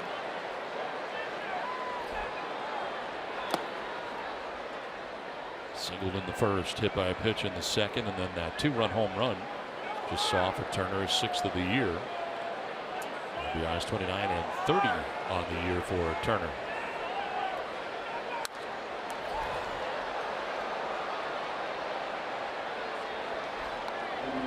As far as stealing signs goes, there are coaches I know that are incredibly good at doing it. Absolutely. Coaches are some of the best, are the ones who are the best at doing it. Pros. They get to watch the most baseball and they pay attention. Line to left center field. That's going to get in for a hit. Turner aboard for the 4th time in this game with his 3rd hit. You know what my philosophy is on that? If you're going to steal signs, hey, make the signs more difficult to pick up.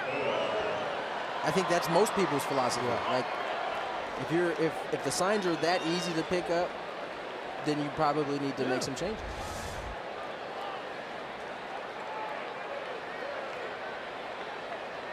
Turner aboard here to begin things in the 6th inning. Cody Bellinger coming up.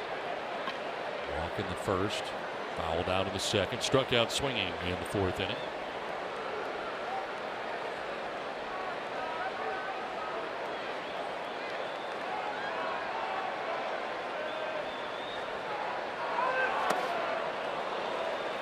There's that slider we were talking about earlier, the kryptonite for Bellinger. Seems to be. Yep. I mean, seems to be the one spot in his swing that he's struggling, whether it be down and away or down and in. He seems to have a tough time getting to that pitch.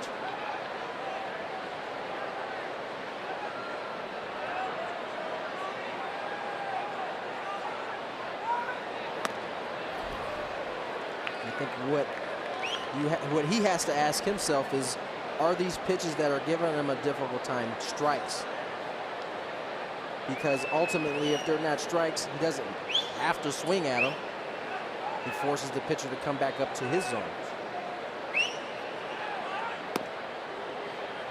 Trying to mix in the cambio right there from Valdez. Maybe setting up a slider here.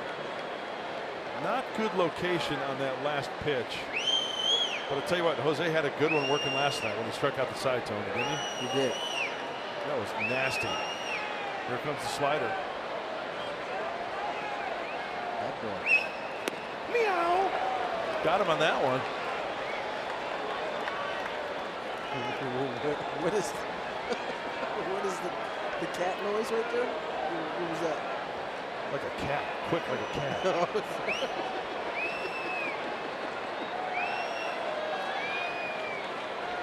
Hey, throw another one. Why not? Make him show he can make an adjustment. Maybe backdoor here. Ooh.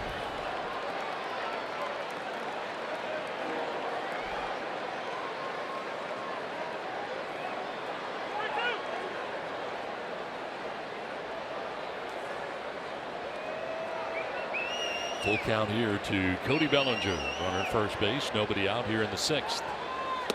And a swing and a miss as Valdez steps back to strike out Bellinger.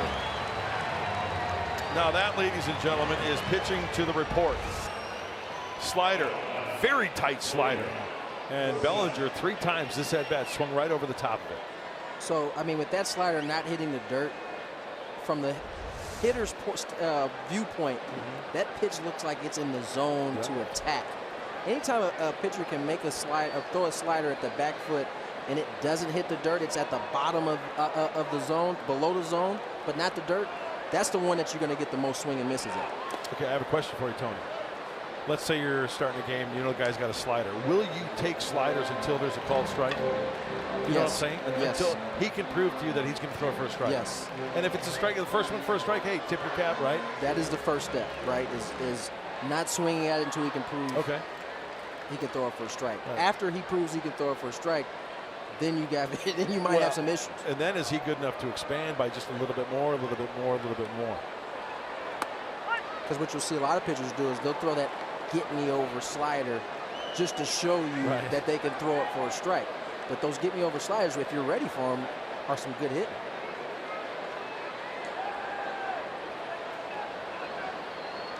Justin Turner at first base, one down here in the 6th inning.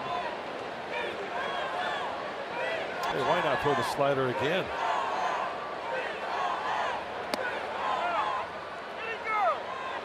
Didn't go as they check with Jim Wall, first base umpire. 2-1 now to Forsythe. It's a good game. Walk and 2 singles, been on 3 times, scored twice.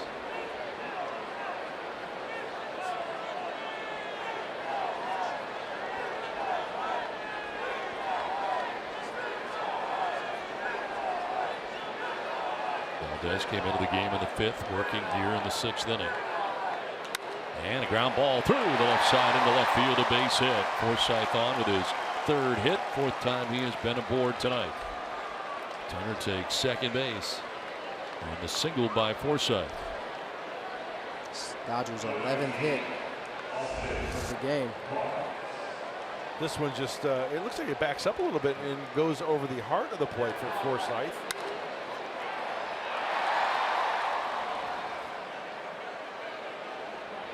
But just out of his reach right there. Getting to play some defense at shortstop. A position I think the Padres see him long term at.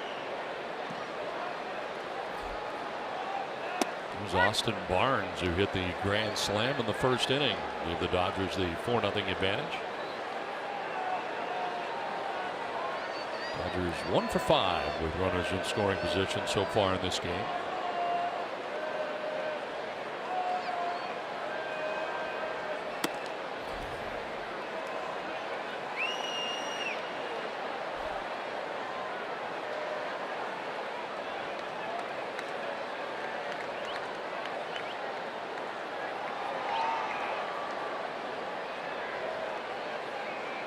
Turner's single to begin the inning. Bellinger struck out swinging. Forsythe with his single. And the strike in there. You guys earlier were talking about coaches stealing signs. I remember a long time ago, I'm not going to mention any names, but I remember like a coach on the bench. If it was your first name, it was a fastball. If it was your last name, hey, come on, Ursillo. Breaking ball. Hey, Donnie. Fastball. I think that might be the most used technique in all of baseball. Wow. I'd say that's not the most advanced. No, but effective. It's effective. And simple, easy to follow. I can do that. It is.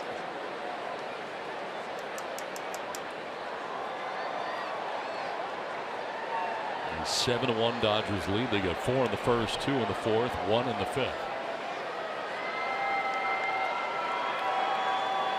Padres long run coming in the 4th inning. See, the problem with that, though, how it can backfire. Let's say a guy really doesn't have the best control, and you're diving, okay, slider down and away, and you're kind of starting to dive, and one gets away, and it's a fastball, somebody messes up, guess where you're going to get one? That is why I did not like to have the signs, for that particular reason. And I was always going to be upset if you got the signs wrong. Like, I'd just rather put it on myself. Sure.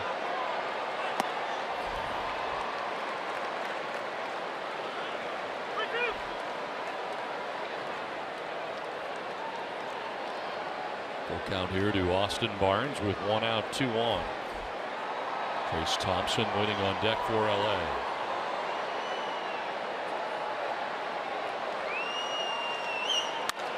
In the air to left center field. Back goes Margot towards the track and the wall, and it's gone into the bullpen.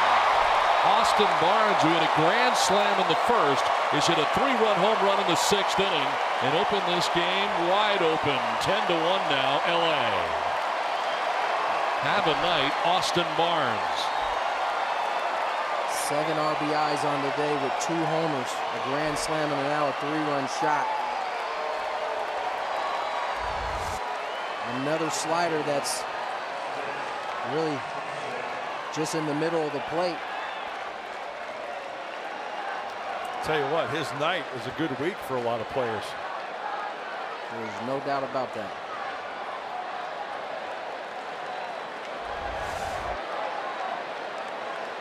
Ten to 1 LA. We have one out here in the 6th inning.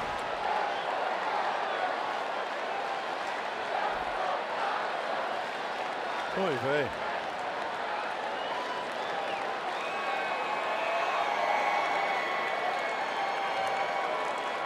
Seven runs charged to Richard, 3 so far to Valdez. That is not a meow. That's a woof.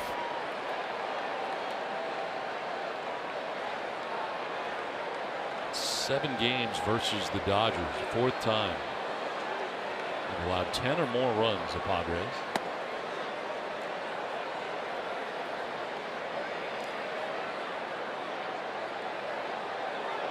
This is empty now with one down in the inning. Chris Thompson is lined out to center, walked and singled.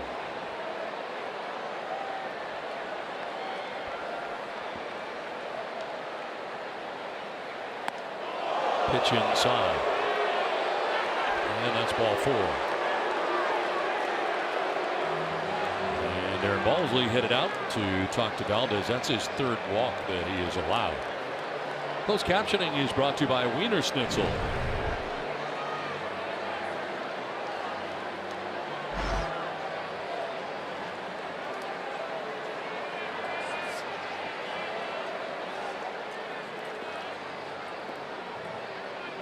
Darren Balsley out there. Austin Hedges talking to Valdez with Yasiel Puig coming up.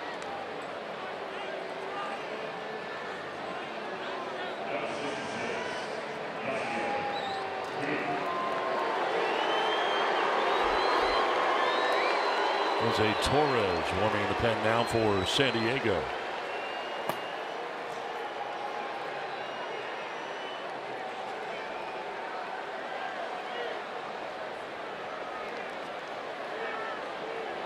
Yasiel Puig has grounded out twice and walked. In there for strike 1.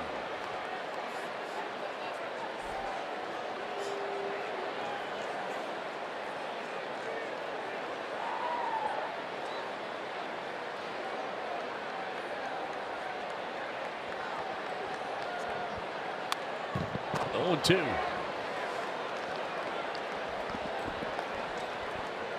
Next pitch will be the 40th for Valdez since coming into this game. And he came in the 5th inning. An inherited runner to score. Giving up 3 of his own here in this inning and a 3-run home run by Austin Barnes. Puig will pop it up left side of the infield. Spangenberg makes the catch. And there were 2 outs in the inning.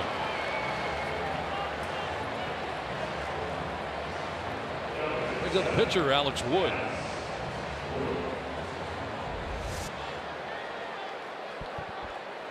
A little bit too quick to this one, huh? Hanging slider? Yeah, I think that's why you get the reaction you get from Puig. He knows he missed a chance to drive a baseball. And you just, honestly, you don't get that pitch very often. And I think that's what makes you upset is the fact that you got a pitch that you can handle, a pitch that you rarely see in the middle of the plate, and you didn't do anything. Those are the ones you dream about, right? Yep.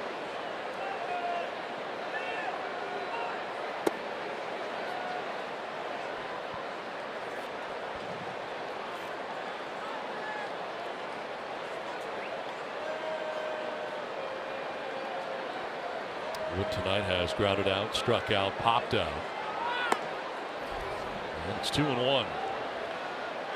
Of course, it could also be that Yasiel is one of 2 guys who doesn't have a hit in this game. And it's easy to look at that scoreboard and see 12 hits, and you start thinking to yourself, I don't have one.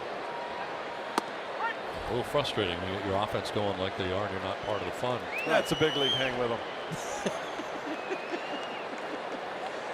Yes, it is. Nobody said this game's going to be easy. God knows it's not.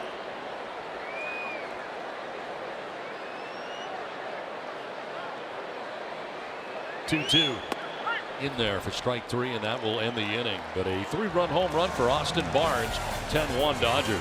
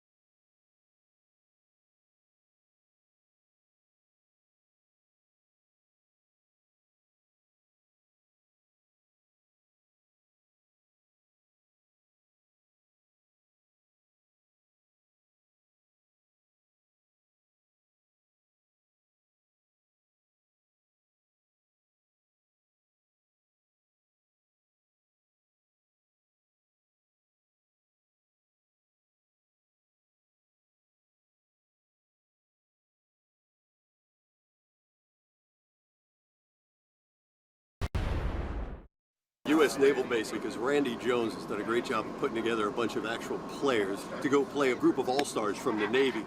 It's an honor to be a Major League ball player, but it's even more of an honor to be in the service in the United States. They take a lot of pride in the sports, so I would say they're probably going to kick our butts. Tonight on Padres POV, presented by Nissan, we cover the Navy All-Star Game versus Padres alumni with all the scores and highlights tonight after Padres Live. You don't want to miss it. I can assure you that they did just what Tempe said they were going to do, too. They put it on us pretty good. Yeah, 13. It was a lot of fun, wasn't it? It was. I had a great time. And I talked to J.J. Quinn and Tom Seidler of the Padres, and they said that it looks like they're going to set one up against the Marine Corps. So that'll be fun. Stay tuned. Mike Freeman has taken over at third base for the Dodgers. So Justin Turner coming out of the game. Manuel Margot leading it off here in the bottom of the 6th inning. Myers, then Renfroe expected. Pitch 80 coming up for the Dodgers starter Alex Wood. Hey, if you're just tuning in, call a friend and say, hey, first of all, watch the game, but you're going to want to be tuned into the postgame show to hear sound from both managers about the Jerry Springer show that broke out in back of home plate here at Petco Park. That's safe to say that's a, well, no, it's not. I was going to say it's the over 40 club, but I don't think Andy is no, he's not. He's not 40 yet. 8th strikeout for Alex Wood, one down here in the 6th inning.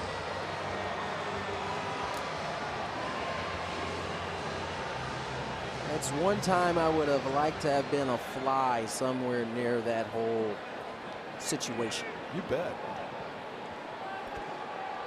Well, Myers 0 for 2 is struck out and lined out.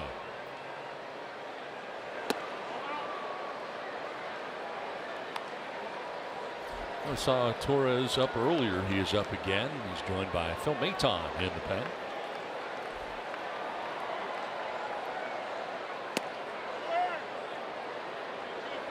Wood falling behind here, 2-0.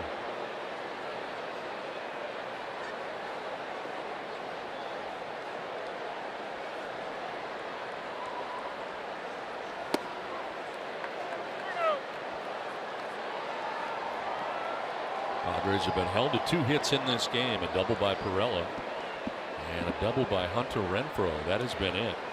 A couple of walks allowed by Wood, 2 of them.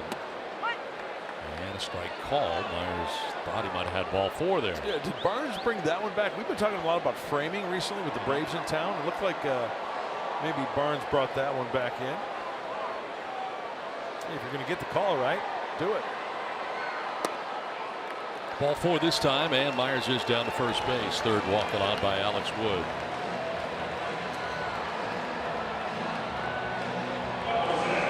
Third time he will deal with Hunter Renfroe in this game. Karen, bench coach, Connecticut, coming over to confer with him here. As Wood at 86 pitches. Looks like they're going to get somebody up in the pen for the first time in this game.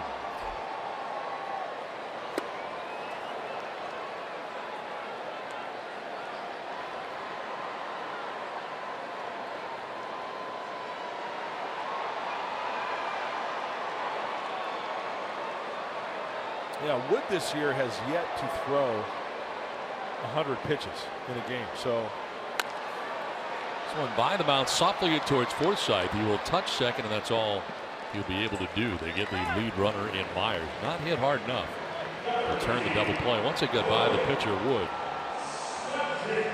So 4 unassisted on the Forsythe at second base. Renfroe at first, and 2 down. I'm thinking that they're going to allow Wood to, you get out of this inning here. It's a pretty good workout. You got the 10-1 lead. You turn it over to the bullpen. Last time out, he threw 98 pitches. As Grant Dayton, the flyer, warming up for the Dodgers. Yeah, when you have a guy who's coming off some shoulder issues, you're going to probably err on the side of caution as far, especially with a 10-1 lead. This will probably be his last inning. Yeah.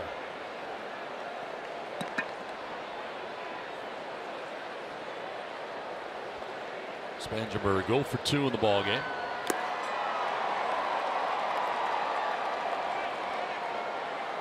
It's the curveball there. You see the front shoulder come flying out right there. Spangenberg has been pretty good as of late. Really good as of late.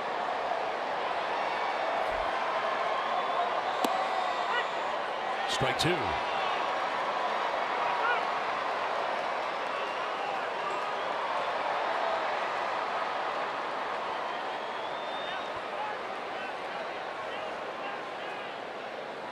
Chokes up on the bat with 2 strikes.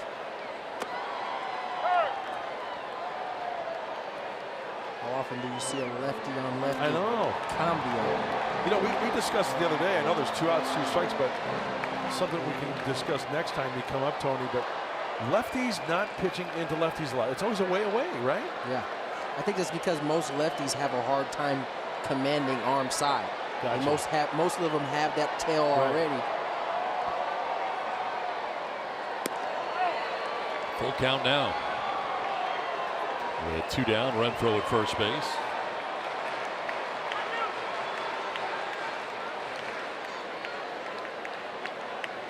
I think that's a lot of times why you see a lot of left-handers who are good slider guys. They're on the first base side of the rubber. On the ground, right side, Forsythe, the second baseman, throws out Spangenberg and ends the inning. As always, thanks, Tony. Thank you, guys. Thanks, T.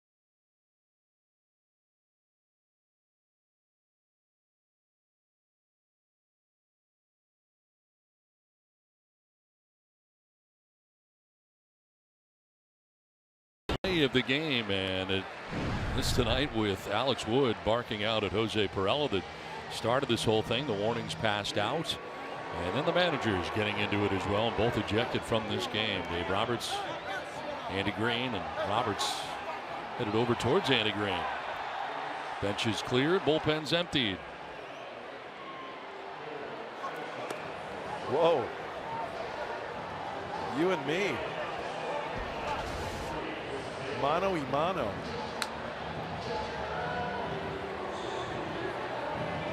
Ten to 1. Dodgers on top in the game. 7th inning, and Phil Maton into the game for the Padres. 10th game, and with each outing probably feeling more and more comfortable. And Greg Gibson out to reassure that hey, warnings have been issued. I'll let you know. New catcher as well, Luis Torrens in the game now.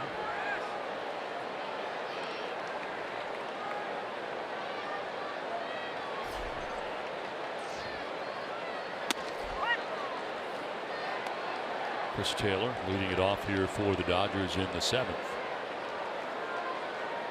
He struck out, singled twice, walked.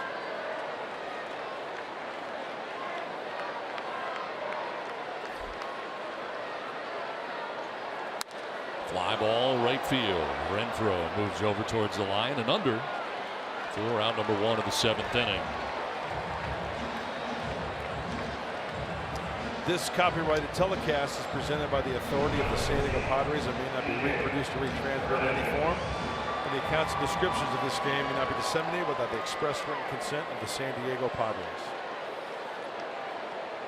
One down in the 7th, and Kike Hernandez. And to start at shortstop. He's been aboard twice, single and a walk. Grounded out, struck out. Did you see that leg kick for Hernandez? That was different, huh? Yes. It wasn't like a straight up and kind of hold like a Justin Turner. He kind of actually kind of kicked out his leg a little bit. Let's see if he does it again here on this pitch.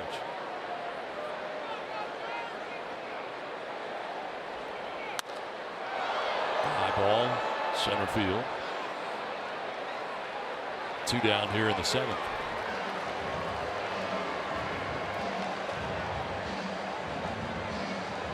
Maton. 4 pitches has 2 outs here in the 7th inning. And pitching in more high leverage type situations. I like it. Green. Yeah, as time goes on, he's got good stuff. Doesn't seem to be scared off. Doesn't have the looks of being tentative out there in those high leverage situations. Mike Freeman batting for the first time. Took over for Justin Turner at third base. Well, Jose Valdez was the middleman of the 3 arms used in the game tonight by the Padres. After Clayton Richard was touched for 7 runs and 4 1/3, Valdez went an inning and 2/3, charged with 3 runs of his own. Allowed the 3-run home run to Austin Barnes in the 6th inning. Maton falling behind here, 2-0.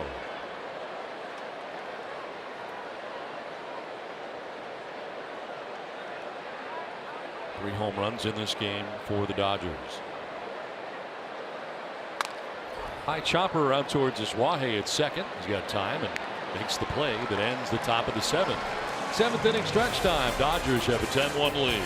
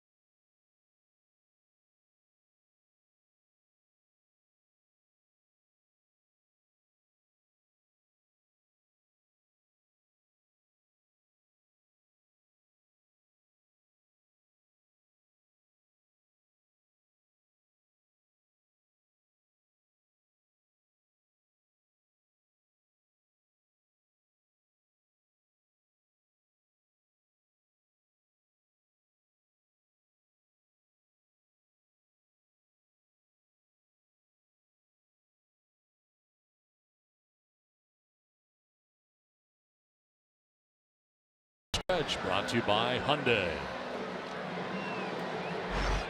10-1, Dodgers have the lead over the Padres. We get ready for the bottom of the 7th inning. So Matt Caesar is going to pinch hit here in the pitcher spot to lead it off in the bottom of the 7th, and he'll be doing so against a new Dodgers pitcher. Alex Wood done after 6 innings tonight as Grant Dayton will take over. Last game was Wednesday against the Angels in the Freeway Series. He's tossed scoreless release in 21 of 26 appearances. Grant Dayton. Sometimes a little high on the walks with 11 in those 20-plus innings. Not bad splits, though. The high ERA of over 3. And collectively, this LA bullpen, relievers, 2.89 ERA. That's first in the National League. Also, the starters, Don, their ERA of 3.43, that ranks first also in the National League. So a combination of that and the offense, look out. Alex Wood ends up going 6 innings, 2 hits, 1 run. Walked 3, struck out 8. Threw 94 pitches in 6 innings, and again he came into this game 8-0 and leaves the game with a 10-1 lead. And Caesar pinch hitting here to open up the bottom of the 7th inning. This is where he has seen the majority of his playing time.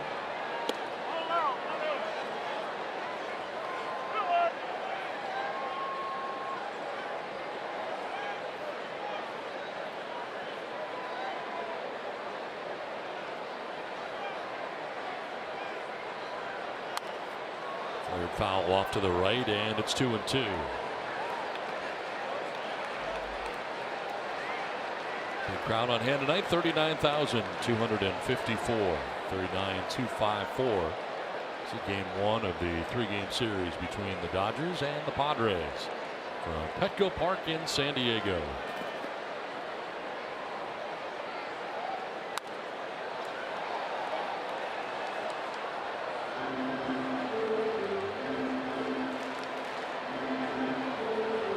Caesar, Torrens, and Zwahe expected to bat here in the bottom of the 7th inning.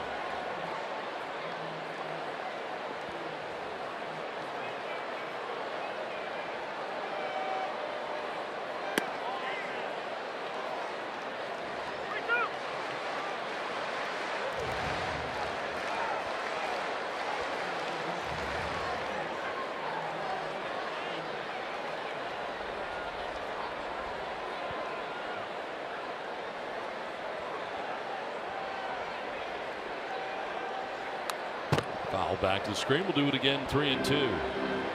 How's the fish bite? It's doing okay. I think it's getting better every day. Thanks for asking. I think you're in the clear. I think so too. And that's a good thing.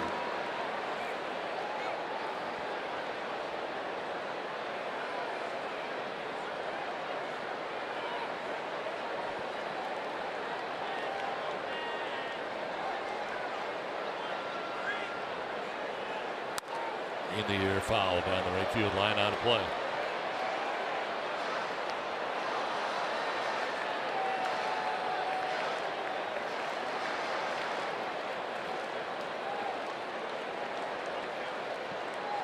Ninth pitch of the at-bat coming up here for Matt Caesar, pinch hitting to open up the bottom of the 7th inning.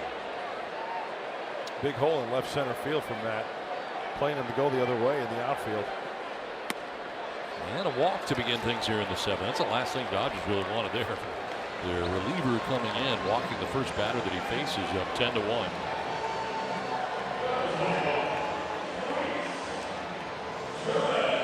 So Caesar at first, and Luis Torrens coming up.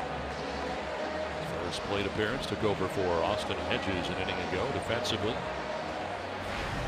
Hey, by the way, we talked about Cy Young candidates, right? Scherzer and Kershaw and Wood. A guy who's out, who's had the off-field incident, Madison Bumgarner. He's on his way back. Yeah, he pitched in AAA Sacramento tonight, 3 2/3. 7 hits, 4 earned runs. For the people just tuning in, be sure to stay tuned for the postgame show as well. It's one foul back. Get some good sound for you regarding the scrum between the two managers.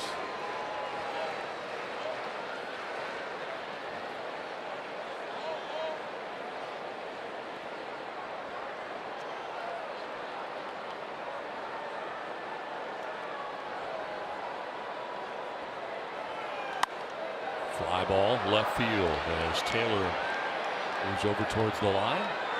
And he'll make the catch. One down. How you doing? Doing great. How are you doing? Doing well. As you mentioned, Madison Bumgarner coming back. Yeah. Dirt bike accident. Yes, but a welcome sight certainly for the Giants who really struggled. Yeah, left shoulder. Not I like good. the reenactment. That was really good. Don't try that at home. Is that how it happened? Yeah, like that? He was going along and then like hit a rock. Yeah. You know, you ever driven a dirt bike? Kind of. Yeah. Boom. Not good for the shoulder. No. It's so good when you do reenactments. What's that, Don? You're really good at reenactments. Oh, thank you.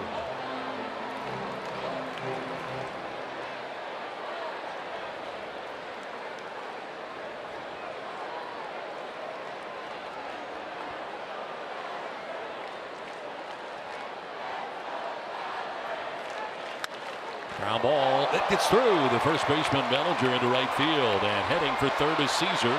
Throw going that direction for Puig. And it's first and third with one away.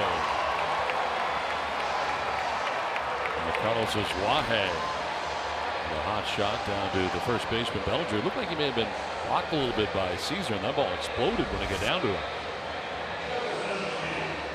Yeah, it was blocked by him. Right through the legs of Caesar, who hops up. And Yasiel Puig, he launches this one.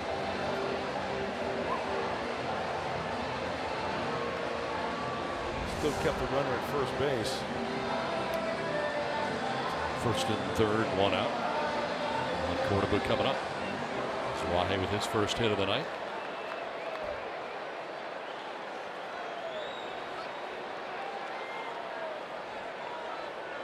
Walked in the fifth.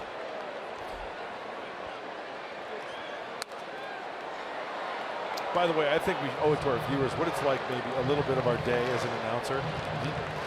Like when we walked in the clubhouse today, how we got pelted with Nerf arrows. Yeah, you never know what you're going to get when you walk into the clubhouse. You know those Nerf guns with the darts that are made out of Nerf? Yes. Just getting pummeled. In the hamstring and the ribs. Center field, and Thompson moves over and makes the catch for the second out. Tagging up and scoring from third is Caesar. Second Padres run of the night. Sac fly for Cordoba.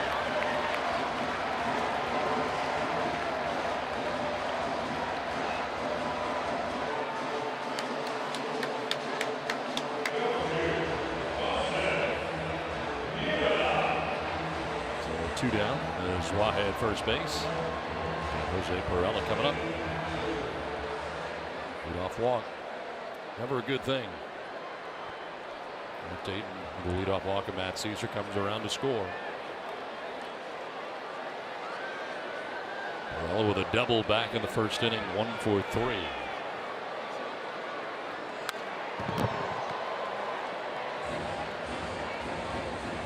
I mention it all the time. Games like this, you can't give away at bats.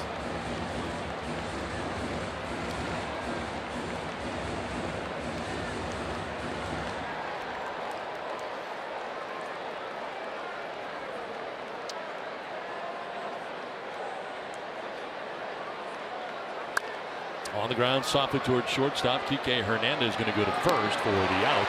That will end the inning. Padres get a run back, but it's 10-2 Dodgers.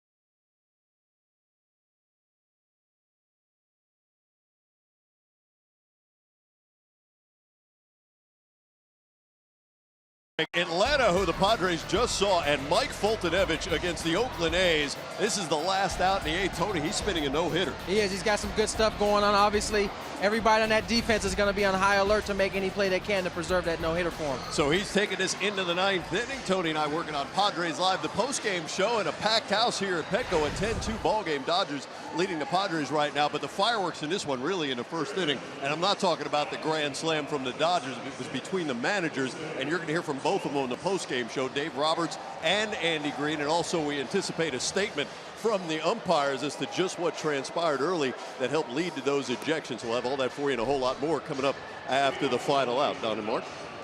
All right, Mike and Tony, thanks very much as we move along here now to the eighth inning. Padres getting a run back in the bottom of the seventh, make it 10-2. And a new pitcher in for the Padres, Jose Torres, coming in now. Well, a chance for Jose to get some work in. 10-2, hold the Dodgers at 10, and just, you know, in situations like this, the concentration level's got to be the same as if it's 0-0. You want a quick inning as a reliever. You don't want the wheels to come off even more. No walks. Make some good quality pitches.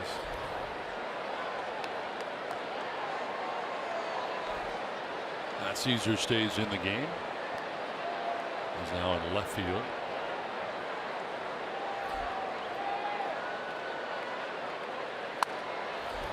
Power foul off the left out of play. 1-1.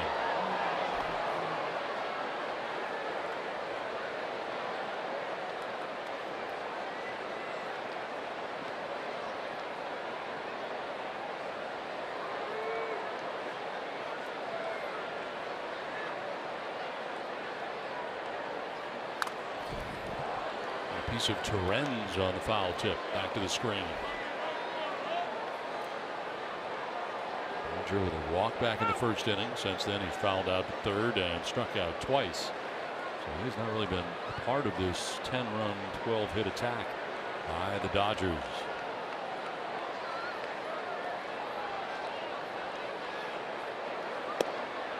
Outside, 2-2.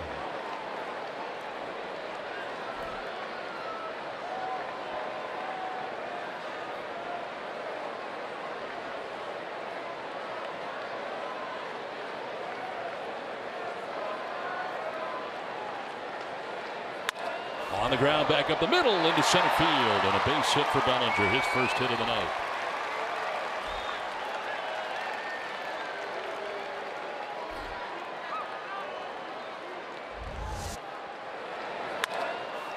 Just gets himself, you know, as Tony Gwynn Jr. said earlier, he's tall, he's got the high set. He just gets himself in such a good hitting position. He uses the whole field, and of course the home runs is the story for Bellinger this year.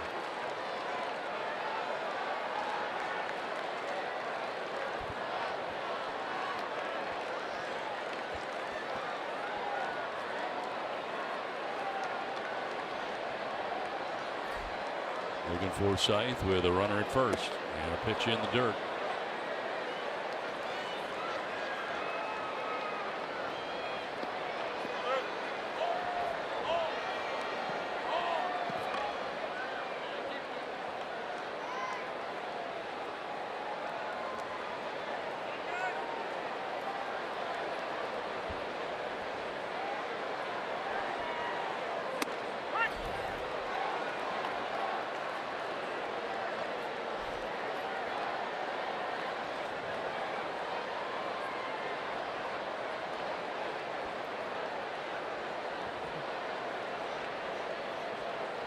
Ball and a strike. Hey! Going back, and maybe got a piece of Torres on the way by, not sure. Into center field. Hockey suit. Hot shot. Yeah, I think he got leather on that. Return to sender. Address unknown.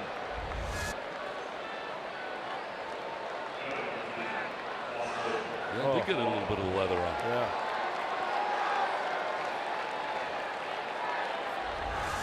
4 hits in the game for Logan Forsythe, who has been on base 5 times in the game.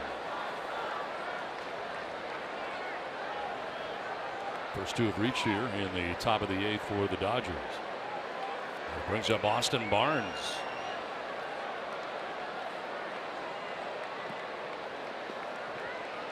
Most RBIs in a single game. 9. James Loney did it. In 06, Gil Hodges, go back to 1950, did it. Wow.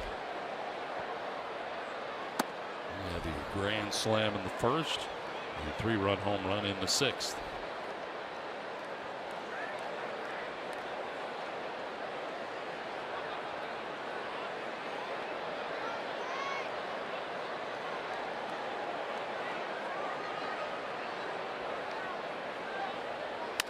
On the ground to third base, sharply hit. Spangenberg is second for 1. On to first for 2. Double play. Nicely done. Torres able to induce that 5-4-3 twin killing as Bellinger takes third base, but 2 big outs.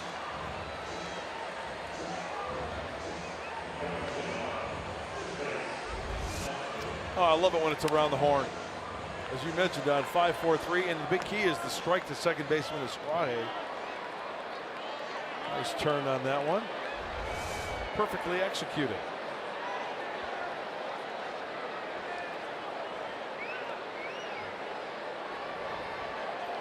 On the third, 2 down. Chris Thompson standing in. Take strike 1.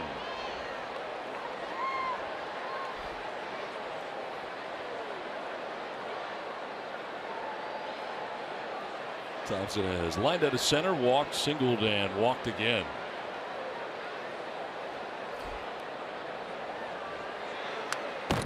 Fouled straight back, 0-2. Torres throwing hard out there at 96 miles an hour. Yeah, he's got some good fuzz tonight.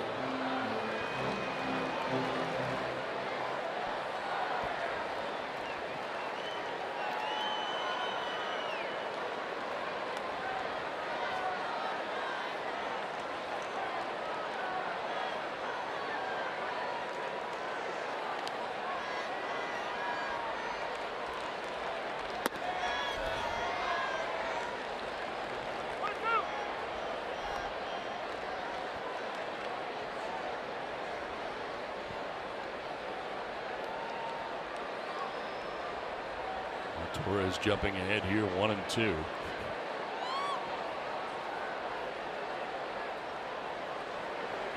In the dirt, gets through Torrens and staying at third base. As Bellinger thought about it, didn't get all that far away. And remains at third base here with 2 down.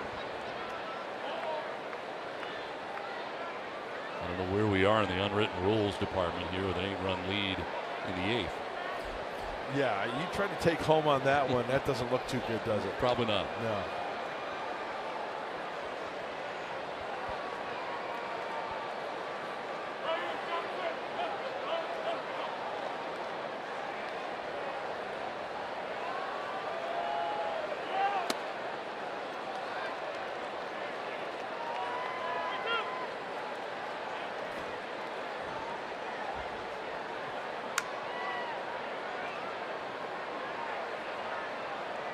Full count to Trace Thompson.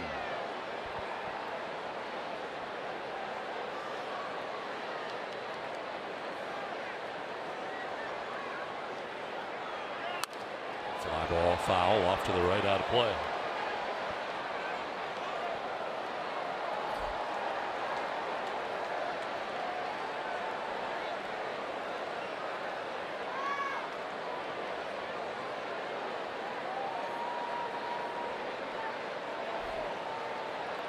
Ten runs, 14 hits, no errors for the Dodgers.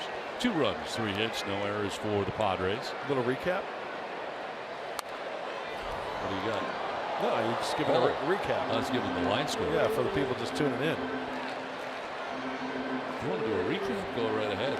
No, I just want people to know. Stick around for Padres Live, the postgame show with Mike Pomeranz and Tony Gwynn Jr. We'll talk about what's going on in tonight's game and all around Major League Baseball. Hey, Cubs got shut out tonight in the Queen City. Reds 5, Cubs nothing. Ground ball towards third. Spangenberg's got the throw, and he'll get it there on a hop. Picked nicely by Myers on the other side. 10-2 Dodgers.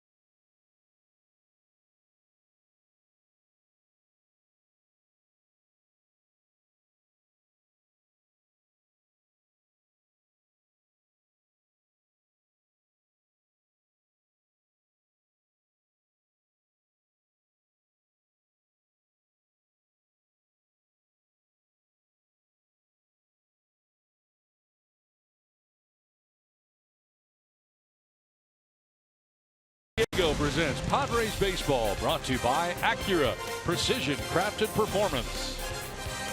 By Petco, where the pets go. And by Jerome's Furniture, proud sponsor of the best seats in the house. A beautiful night tonight in San Diego. Lights are on, and the Dodgers on top 10-2 as we head here to the bottom of the 8th. Well, Margot leading it off. 0 for 2 with a walk in the game. He scored one of the 2 Padres runs.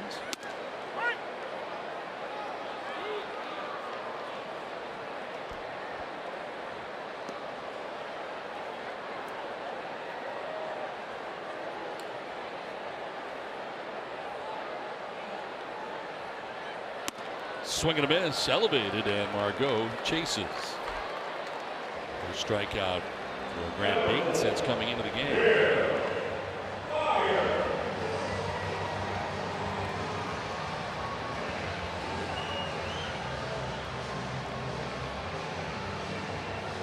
One down, and brings up Will Myers.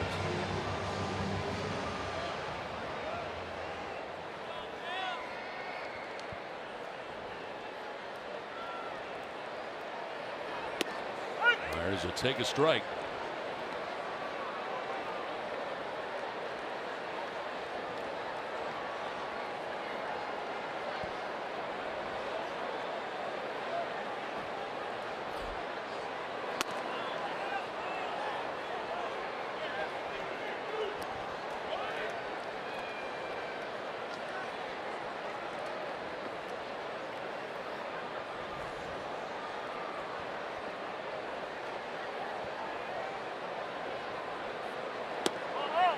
Outside to Myers, 2-1.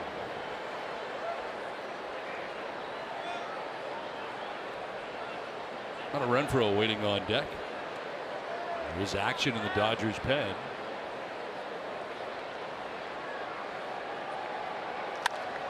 Fly ball left field. Chris Taylor started back, now coming in, still coming. And he'll make the catch for out number 2 of the 8th inning. Sergio Romo warming up right now in the Dodgers pen. Yeah, Romo has been kind of struggling lately, so this is a ball game that he was coming into.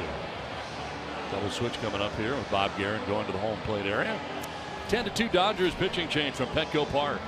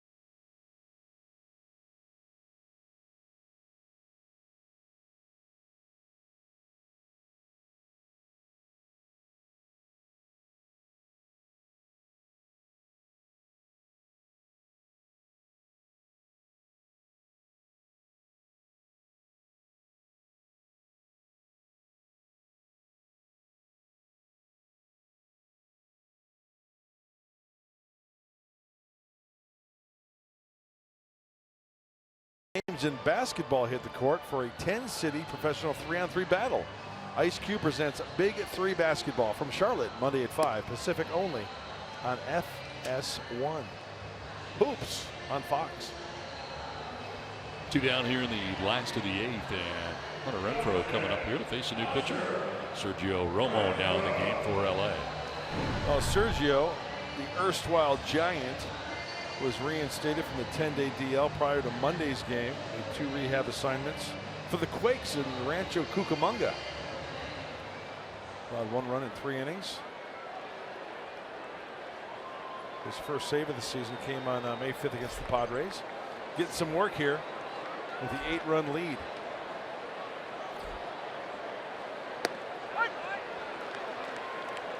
Renfroe 1 for 3 on the night. Had a double back in the 4th inning. Had one of the 2 hits allowed by Alex Wood while he was in the game.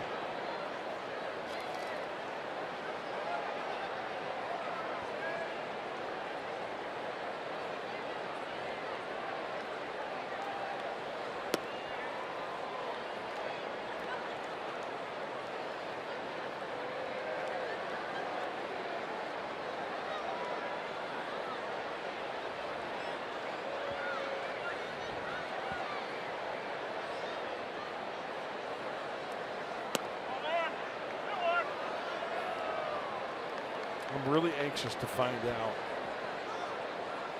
why Andy Green was tossed. How about you? Yeah. I mean, it didn't. And once again, we don't know what he said. Exactly. That was you took the words right out of my mouth. Absolutely.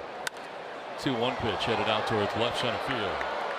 And left comes Taylor, and from center, Kevin Peterson, and neither one can get it.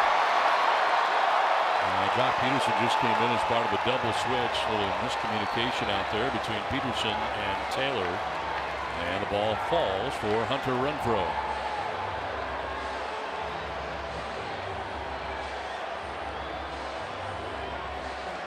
Well, what's the old adage in baseball? When there's a ball like that, well, you can see Taylor's calling it off. Now, we can't see what Peterson's doing. Usually the center fielder takes charge, right? Credited a double for Hunter Renfroe.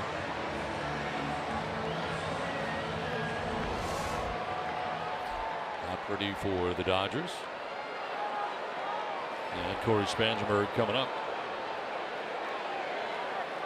Boy, you talk about ticking off a pitcher right there. That's a double. That's an earned run.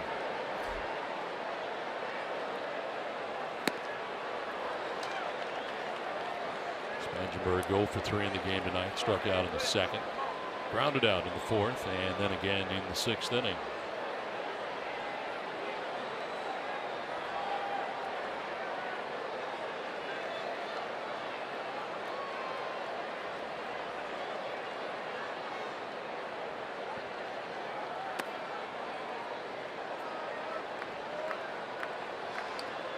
You're not going to get much more than that on the fastball from Sergio Romo. 87, 88 maybe. He's all about the slider. And it's a big looping slider. It's not one of those like tight ones like a Jose Valdez. Or a Dinelson Lamet.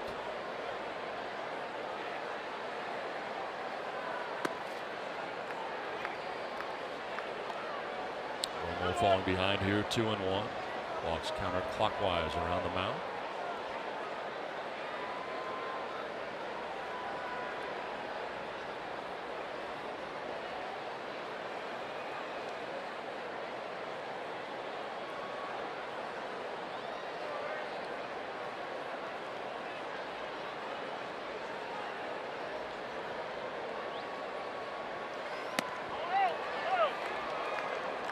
Hold up on a pitch away, 3-1. Romo taking a long time in between pitches and taking this long walk each time.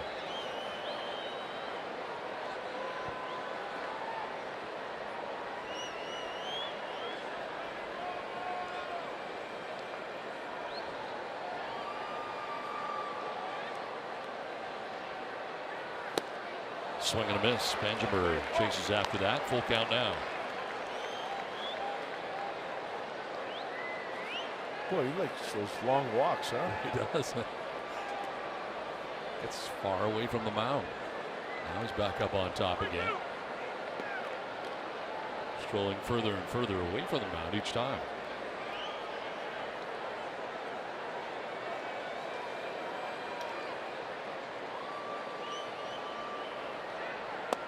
Spangenberg will take ball 4 and head down to first base. Here he goes on a stroll. That last pitch looked like a pretty good pitch. Slider. And it is low. Yep. Tried to bring it up. And Greg Gibson is not buying that one. 2 on, 2 down. That's Caesar. We'll take ball 1. A lengthy at bat in the 7th inning. Walked and scored the Padres' second run.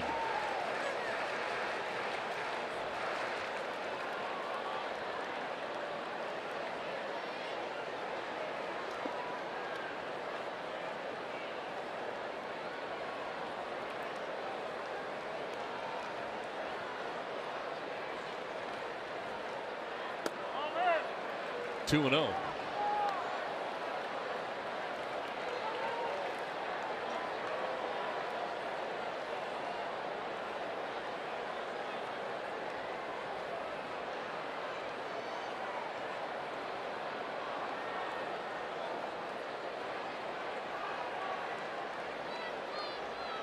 I don't remember Romo being this deliberate with the Giants. Yeah. I don't either. You know, everybody's got their own little routine.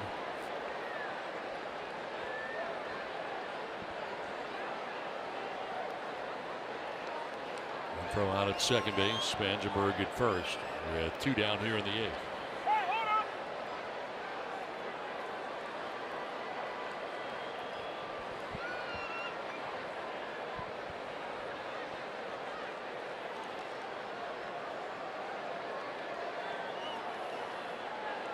Dodgers have left 9 men on. Padres have left 5 men on.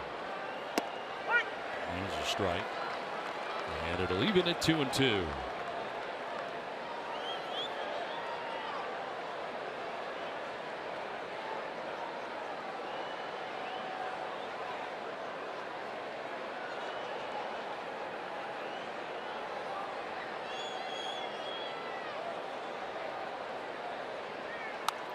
Popped up foul, backing out of play.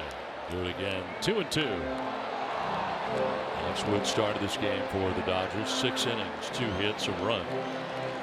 He walked through. He struck out 8 and in line right now for his 9th win of the year. Came in 8-0 with a 1.86 earned run average. It was 12th start of the year.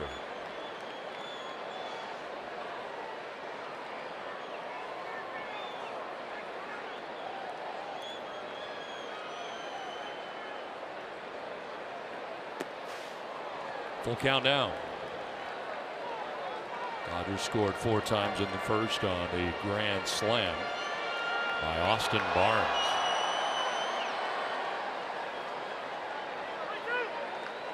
And since then they added on with 2 in the 4th, 1 in the 5th, 3 in the 6th inning. They have a 10-2 lead. Padres batting here in the bottom of the 8th. Payoff pitch to Matt Caesar. And a swing and a miss. Romo strikes him out. Padres lead 2 on. We head to the 9th, 10-2 LA.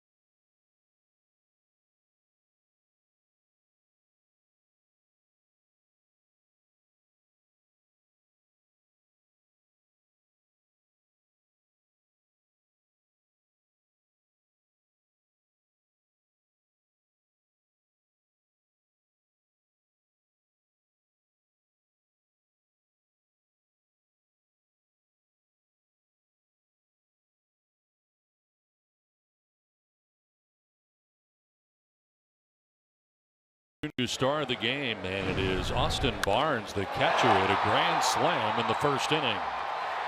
He would follow it up with a 3-run home run in the 6th inning. So 2 home runs, 7 RBIs.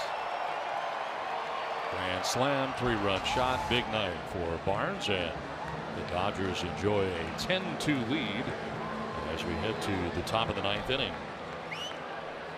Yasiel Puig will lead it off here for LA. Jose Torres back out there again. Torres pitched the 8th, returns to the hill here for the 9th.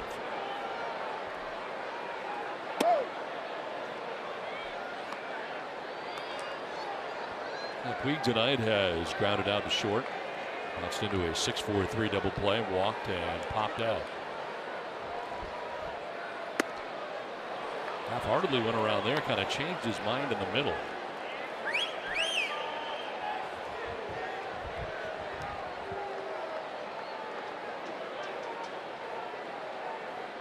One and a liner foul into the seats.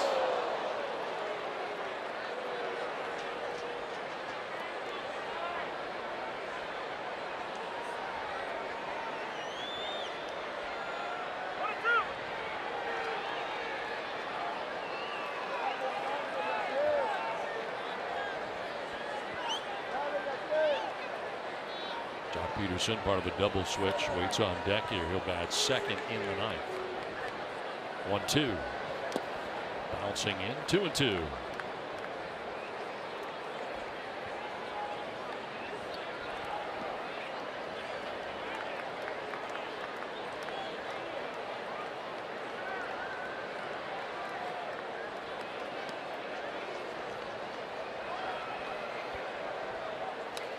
To the backstop. Whoa. Hit the ball. 94 miles an hour.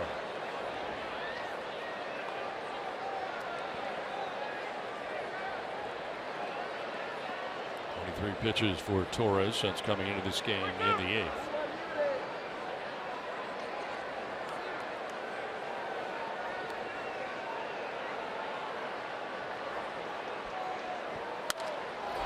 To the backhand, diving was Cordova, kicks off his glove and into short left as Puig aboard for the 2nd time tonight. He walked in the 5th, has a base hit here in the 9th.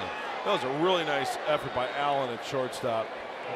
I mean, this is a big kid with a big frame, very athletic. You know, it'd been interesting because Puig runs really well.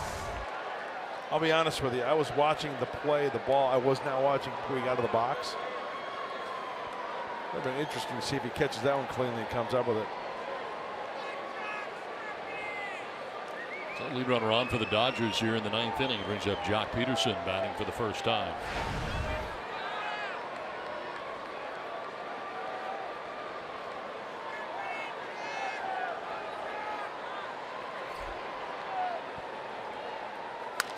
Line to right field, in for a base hit in front of Renfroe.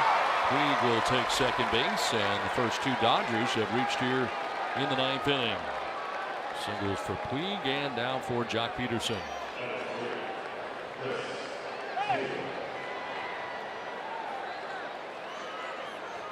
Luis Torrens headed out here to talk to Torres. They'll prepare to deal with Chris Taylor next.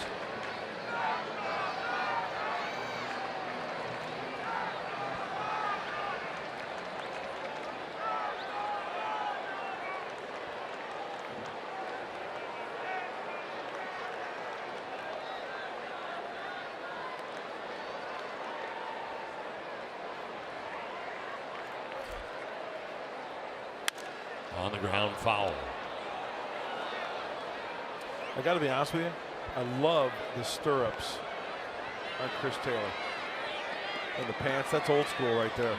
Don't see much of that anymore. No. Did you go stirrup? Yes, I did. I love that look. That's a ball uniform, right? That's a baseball uniform right there. Not the bell bottoms. Put the pants over the shoes. Don't like it. I mean, that's not that bad there. Next thing I'm going to tell you is to get off my lawn. Kind of an angry old guy. Old, angry baseball guy? Yeah.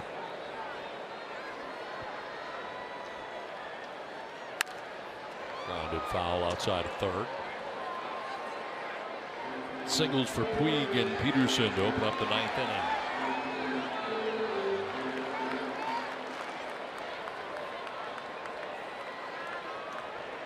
Nobody warming in the Padres pen. This is Jose Torres' game to finish out here in the 9th inning.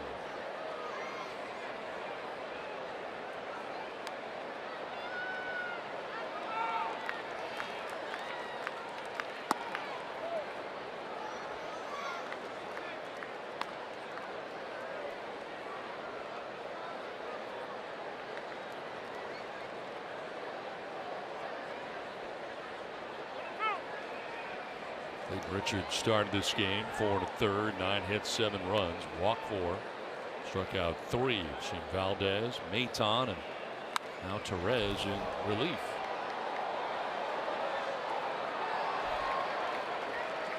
Torres gave up 2 hits in the 8th, but worked around it as he got a double play ball turned into by Austin Barnes.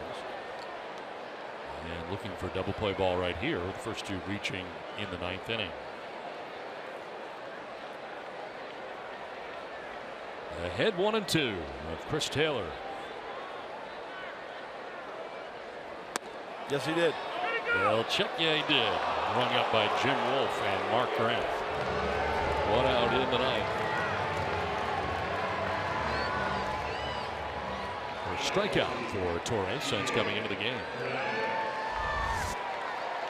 Oh, I love the overhead. That's a great angle. Look at that bat way out in front. They go all the time, I'm telling you. You laugh. Go ahead. 2 on, 1 out, says the former pitcher.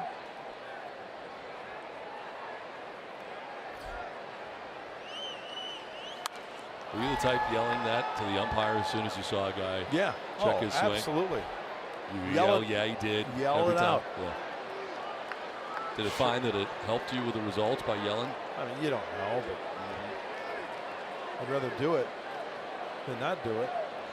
Try to influence a guy's call. How about you? Would you be chirping something like that? Probably. Yeah. Everybody on the bench would be.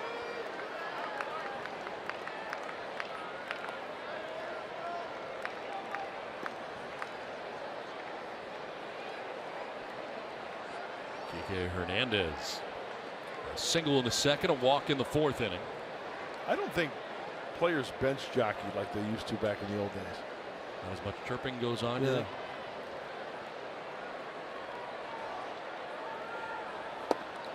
Big cut there by Hernandez, down 1-2. I mean, let's say we were in the third base dugout, visiting team, and a opposing pitcher was backing up third in front of your dugout. You should have heard some of the things that were yelled. Nasty. Oh. Personal? No, just kind of, it's bench jockeying. It's just trying to, get the guy's goat. Fly ball headed out towards left center. Matt Caesar manning left field. Makes the catch for out number 2. This is game 1 of a 3-game series. A middle game tomorrow night at Rich Hill. Dylan Overton will get the start for the Padres. Of course, he's claimed off waivers from the Seattle Mariners. There is Rich Hill. And Rich Hill, I mean, I'll be quite honest with you, Don. Anytime I hear his name, I think of the chronic blister problem that he has had. Boy, so many remedies for that players have tried to use to counter that. Getting that blister by the nail or on top of the nail. Once you get it, it can be recurring all the time and difficult to work with. former Dodger and Josh Beckett, who had it quite a bit. Just they open up again and over and over again, sometimes same spot. And I hear guys even put super glue on it over the blister. Do what you can to keep it closed. Yeah, you're not supposed to do that, but got to do what you got to do. Fouled off to the left, out of play.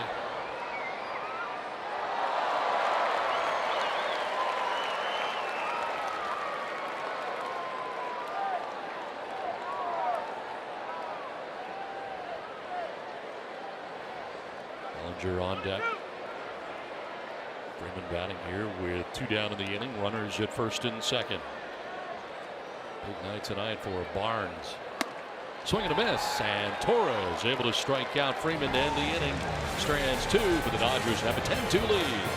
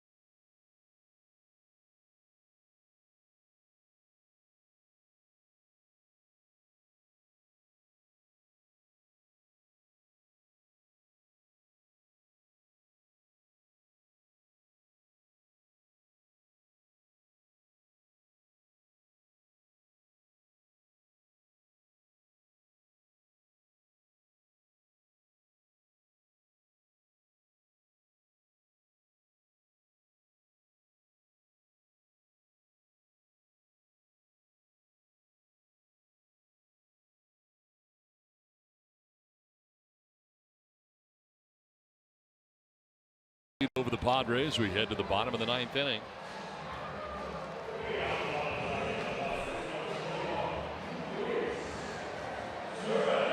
Luis Torrens coming up here to lead it off in the bottom of the 9th inning.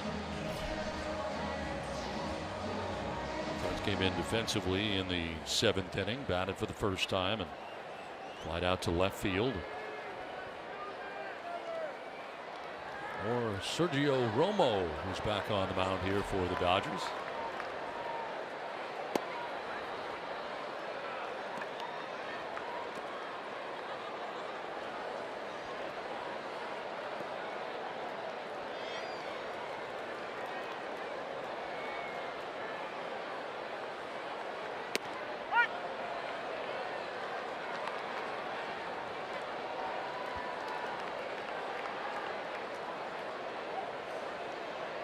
This is Wahe.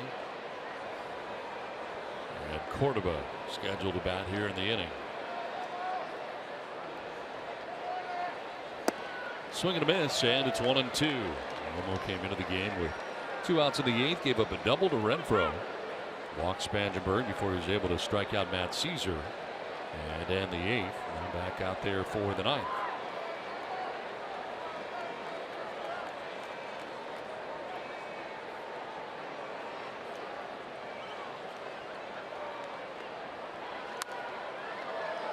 Off to the right, out of play.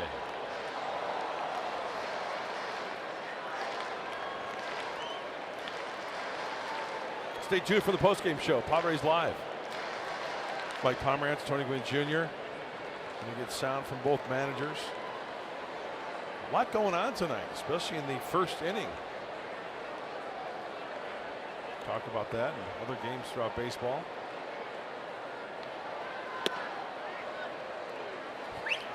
2-2.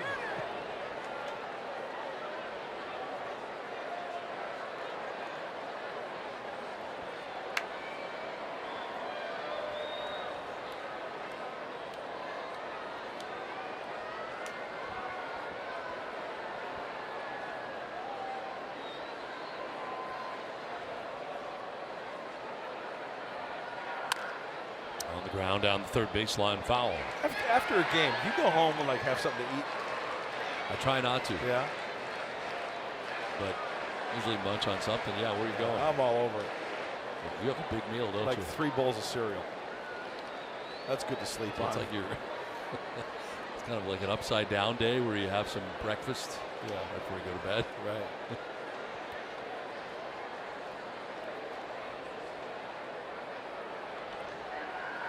Swing and a miss, and Torrens strikes out, first out of the 9th inning. Are you like a Cocoa Puffs guy, or what are you eating at midnight? Well, after looking at this slider from Romo, that's a good pitch. Anyway, about 3 big bowls of Cinnamon Toast Crunch does a body well. Oh, yeah. Have trouble sleeping after that? Oh. Yeah, you stay up. It's like a big. It's like a big anvil in your stomach.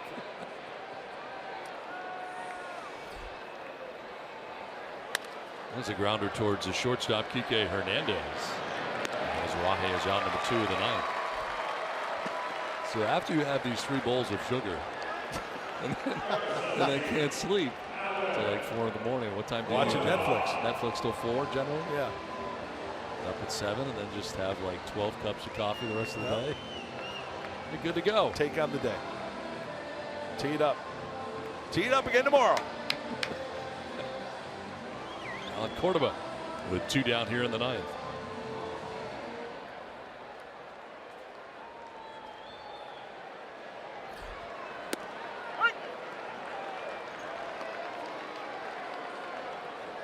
First plate appearance for Cordoba was in the 5th. A double switch, came in at shortstop, walked, and hit a sac fly in the 7th.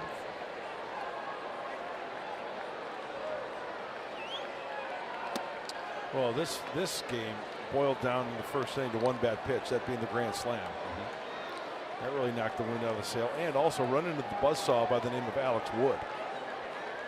6 innings, 2 hits, 1 run. Walked 3, struck out 8. Line for his 9th win without a loss.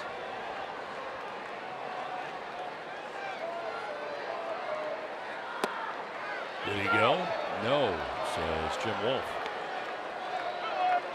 That's a wolf in umpire's clothing.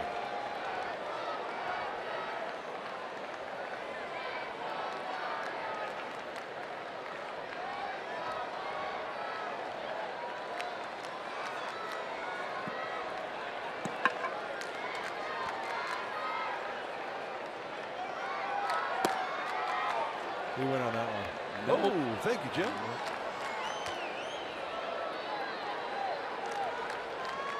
Jim Wolf, if the name sounds familiar, the brother of Randy Wolf. I thought he went. Former pitcher, former Padre. Staying loose down there at first base. And 2 outs here in the 9th.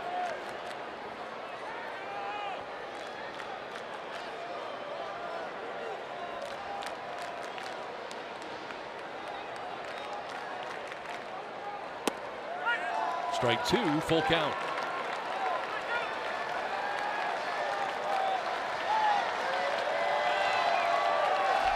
After Sanchez has come out on deck.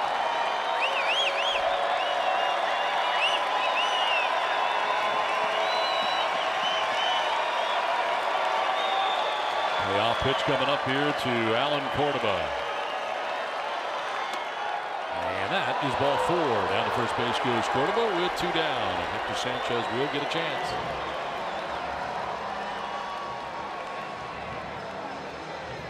Action to the pen now. Avilon warming.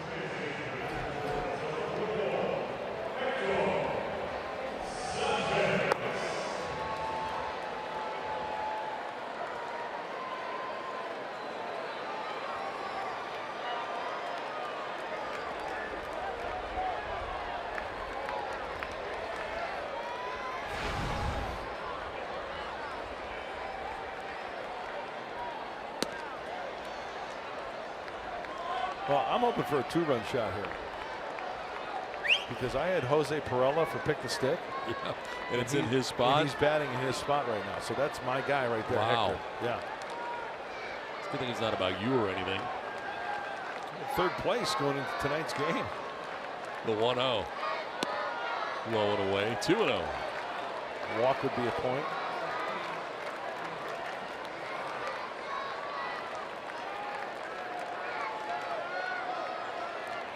Who did you have tonight?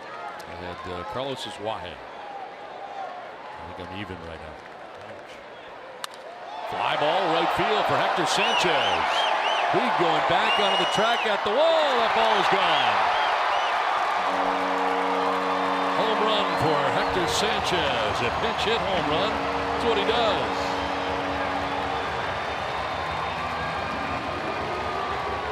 It's now 10-4.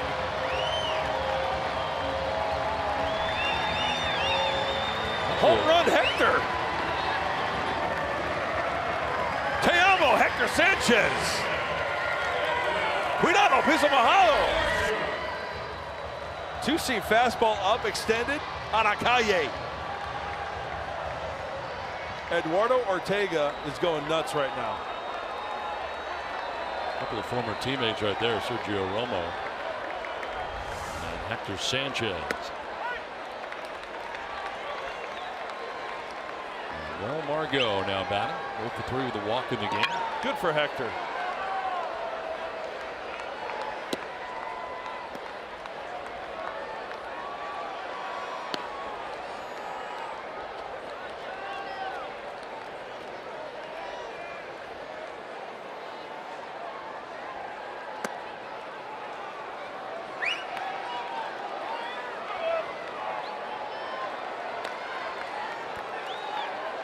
Two and one to Margot. Walk back in the 4th inning.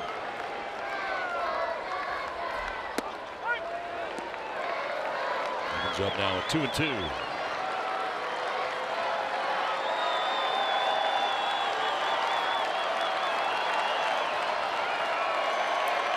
Two down in the 9th. A 2-run inning so far for San Diego. To left center field, falling fast. That's going to fall in for a base hit. Go aboard here with 2 down in the inning, and here comes Bob Gary.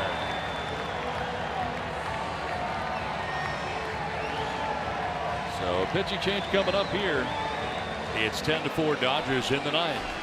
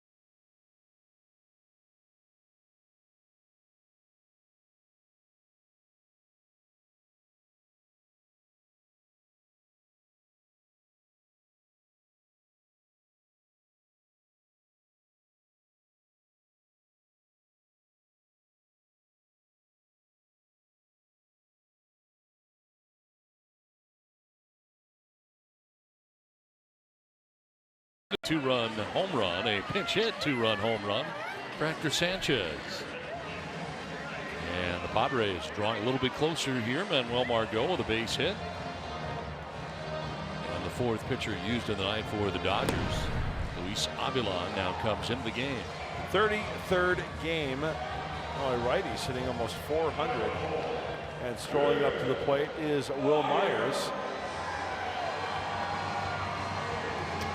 One of the biggest comebacks you've ever seen. Can you recall? I remember back in like 1990, Phillies at Dodger Stadium, down by like 9. Like in the 8th, they came back and won it. John Kruk hit a big-time home run to take the lead. He was off with like Tim Cruz, the late Tim Cruz. Unbelievable. Tommy Lasorda was going nuts in the dugout. There's Will Myers with 2 down in the inning.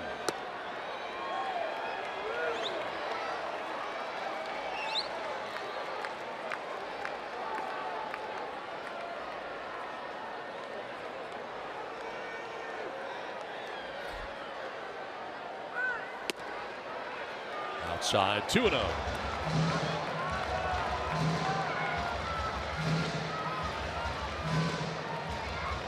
Will win an inning, giving up 3 hits. So far been charged with 2 runs. Walked 2, struck out 2.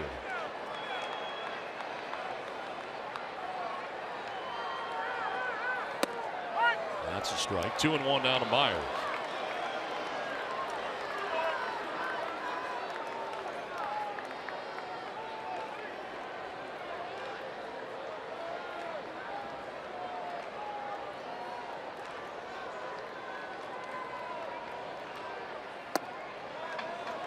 Three and 1.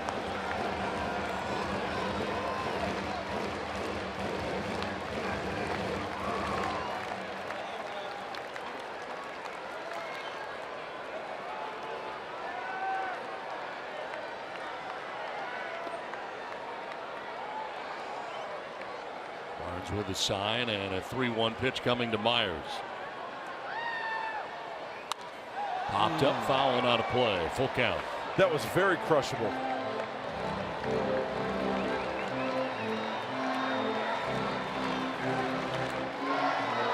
Well, we know that Will Myers likes to get extended. That's a 2-seamer up that he can drive the outfield, just working underneath it just a little bit.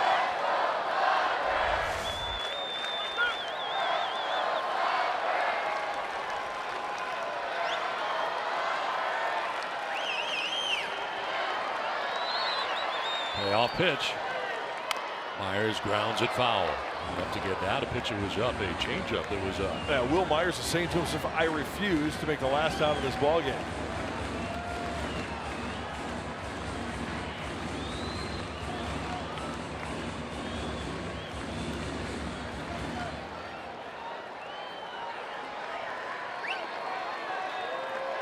Two down, 9th inning, 2 runs in.